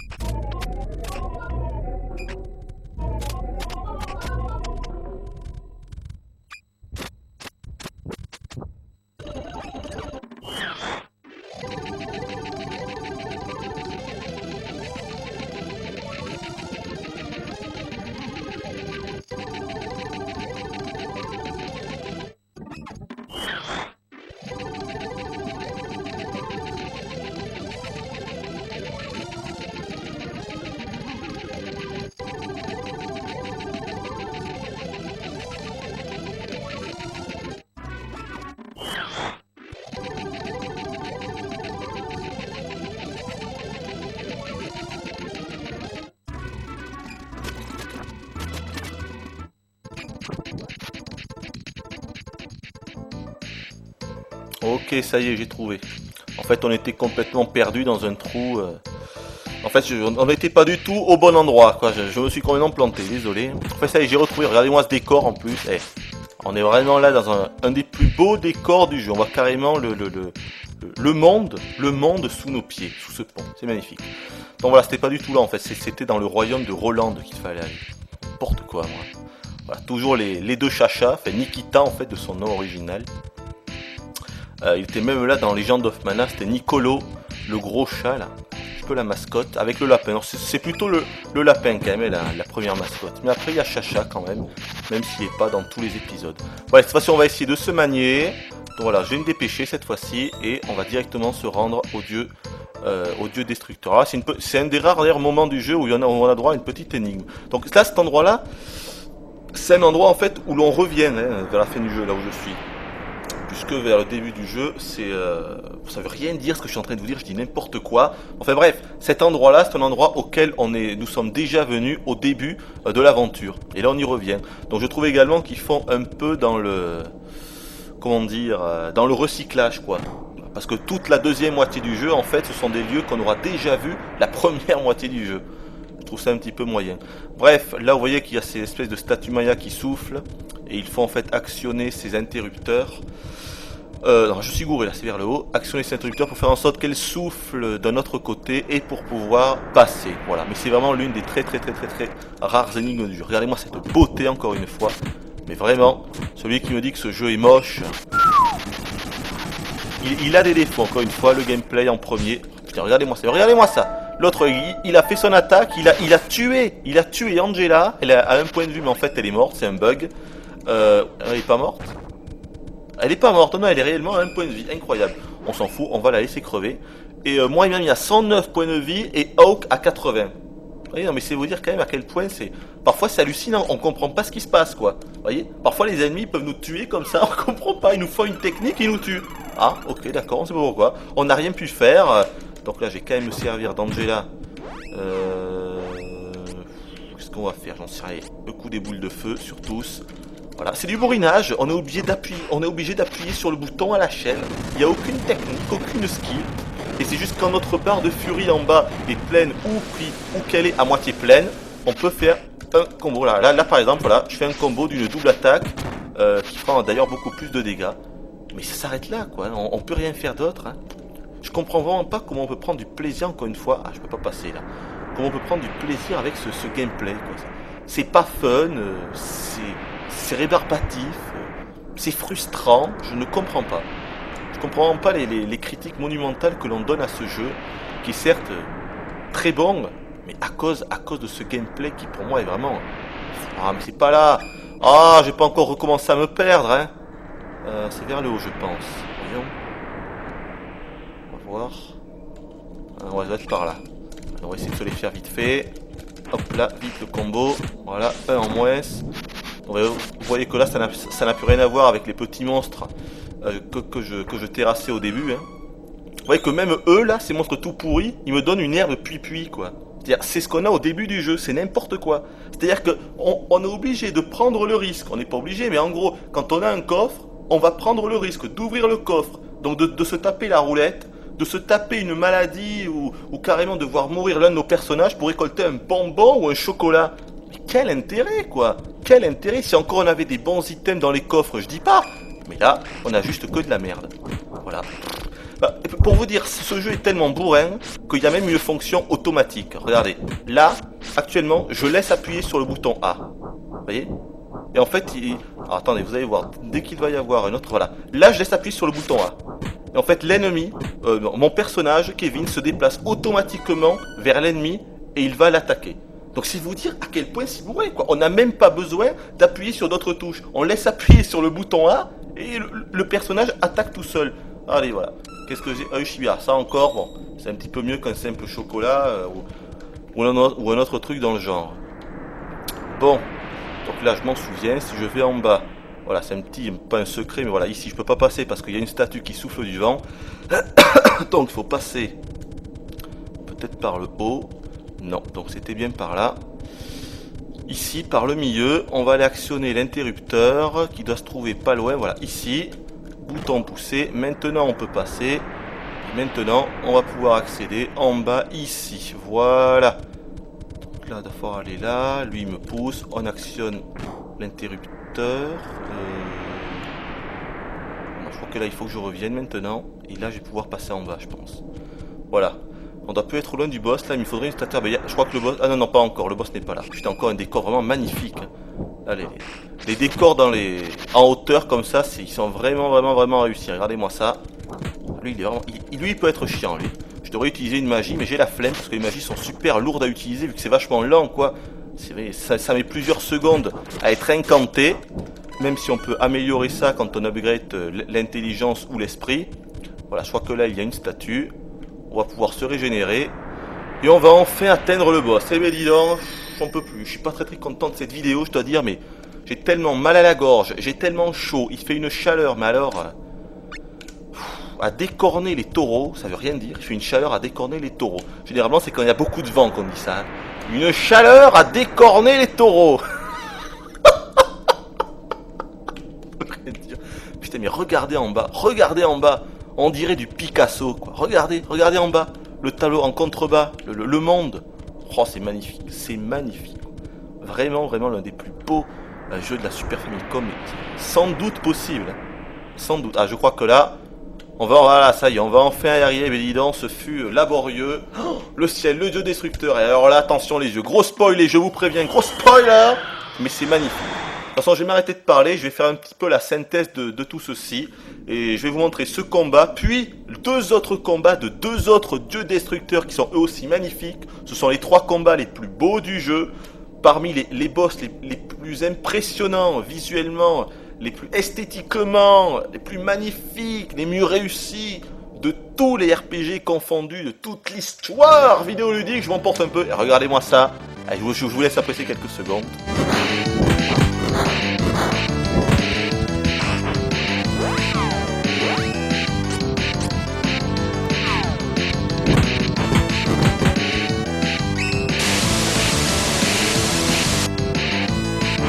Et voilà, magnifique, non? En plus, enfin, honnêtement, on s'y attend pas. Quand on voit ça la première fois, un combat sur le dos de Flammy, sur la tête de Flammy plus exactement, avec le dieu destructeur, je crois, de la lumière, si je me trompe pas. Donc de la lumière, généralement, en fait, la faiblesse des boss, ou même des ennemis, se situe dans l'élément opposé. Donc là, par exemple, on a droit au dieu destructeur de la lumière, si je me trompe pas. Donc si je mets l'attributaire sur l'arme, par exemple, de Kevin, ben, je devrais lui faire plus de dégâts. L'arme de Hooper en fait, et Kevin je l'ai renommé Hooper, hein, vous l'avez remarqué. Et également je vais utiliser séisme avec Angela. Et là regardez, là je vais utiliser la furie de niveau 3, donc de niveau maximum de Kevin. Vous allez voir ce que ça va faire, voilà. Hop, il se met là, l'écran se scinde en 3. En fait c'est une furie qui réussit à attaquer tous les ennemis à la fois. Vous avez vu que ça lui a fait 446 points de dégâts. Donc avec Angela on va lui faire un petit coup de séisme. Ah mais je l'ai pas. Mais si ah si il est là, voilà, séisme. Ça devrait lui faire du dégât. Bon et ensuite, ensuite il n'y a pas d'autre technique quoi. C'est ça, vous voyez. C'est très très beau bien sûr, c'est magnifique visuellement. Mais qu'est-ce que je fais? Eh bien je reste sur sa tête et c'est du bourrinage pur et simple. Voilà. Parfois pour s'amuser on va envoyer une magie sur le boss. Et sinon voilà, je reste avec Kevin et j'appuie. Voilà, là j'ai fait une petite furie, niveau intermédiaire, parce qu'elle est vraiment magnifique. Et voilà, après c'est du bourrinage. Je pourrais presque laisser appuyer sur le bouton et je pourrais le tuer. Donc c'est vous dire s'il y a quand même quelque chose qui ne va pas avec ce jeu. Quelque chose ne tourne pas rond. Bon, je caricature un poil, d'accord, et je vous dis pas qu'on peut le tuer juste en appuyant sur le bouton A. Mais quand même, presque. Alors vous allez voir, ce combat est assez marrant parce qu'il se déroule en 2 phases x 2 en fait, en 4 phases. Vous allez voir plus tard là, bientôt je pense, on va le voir carrément de profil. Bon enfin bref voilà, de toute façon on va s'arrêter là, je vais pas... Donc comme je vous ai dit, je vais vous montrer les 2 autres boss qui sont magnifiques. Et donc en gros ce que je pense de ce jeu, je vous l'ai dit depuis le début, c'est un jeu vraiment excellent et extraordinaire sur beaucoup de points, mais il a un défaut. Il a un défaut pour moi, mais qui est plus qu'un défaut, quoi. C'est un cancer. C'est un cancer, c'est une maladie. C'est sa jouabilité. C'est son gameplay. Je ne parviens pas à m'amuser, c'est tout. Donc, je suis pas en train de vous dire que le jeu est mauvais, mais personnellement, je n'ai pas de fun quand je m'amuse à Seiken Densetsu 3 parce que son gameplay ne me convient pas. C'est tout, c'est ça. Je peux pas. Le gameplay de Zelda, ça me convient. De Secret of Mana, ça me convient. De Mystic Quest, même de Mystic Quest Game Boy, quoi. Je vous parle de Seiken 1. Je m'amuse bien plus dans Seiken 1 que dans ce Seiken 3. Donc, voilà. Si je vous dis ça, c'est vraiment qu'il y a quelque chose. C'est qu'il y a un souci quelque part. Putain, je vous dis pas ça comme ça. Hop, je lance pas ça comme ça sur le tapis au hasard. Mais non, j'ai réfléchi avant de vous dire tout ça. Et vraiment, je ne parviens pas à m'amuser. C'est tout. Je n'y arrive pas, je suis désolé. Le reste c'est magnifique. OST de ouf, graphisme de ouf, l'histoire très très bien au début, mais en fait plus on va avancer, moins il va se passer de choses. C'est surtout très très très bon les premières heures, après c'est moins bon, et les 10 dernières heures il se passe carrément plus rien, il n'y a plus une seule ligne de dialogue ou presque. C'est dommage, voilà, ça aussi c'est un petit défaut, mais comparé au gameplay, ce n'est à rien du tout. Voilà, je vous ai dit à peu près mon ressenti sur ce jeu. Donc pour moi c'est une grosse déception, tout simplement. C'est peut-être mon dernier jeu de la saga des Seiken. À moins que je fasse Sword of Mana. Ou que je refasse Seiken Densetsu 2, c'est-à-dire Secret of Mana, parce que je suis pas complètement satisfait de la présentation de ce jeu. Mais honnêtement, je crois que je ne vais pas être vraiment satisfait de la présentation de ce Seiken 3 non plus. Parce que là, avec ce qui s'est passé, on a passé, je sais pas, plus de 10 minutes, peut-être 20 minutes là, tout à l'heure, quand on était dans l'espèce de grotte là, où je m'étais trompé de chemin, c'était pas du tout là qu'il fallait aller. On a perdu 20 minutes. Mais là, j'en peux plus, j'ai plus de voix, il fait chaud, je transpire et tout. Donc voilà, on s'arrête là. Je vous dis bye bye et à la prochaine.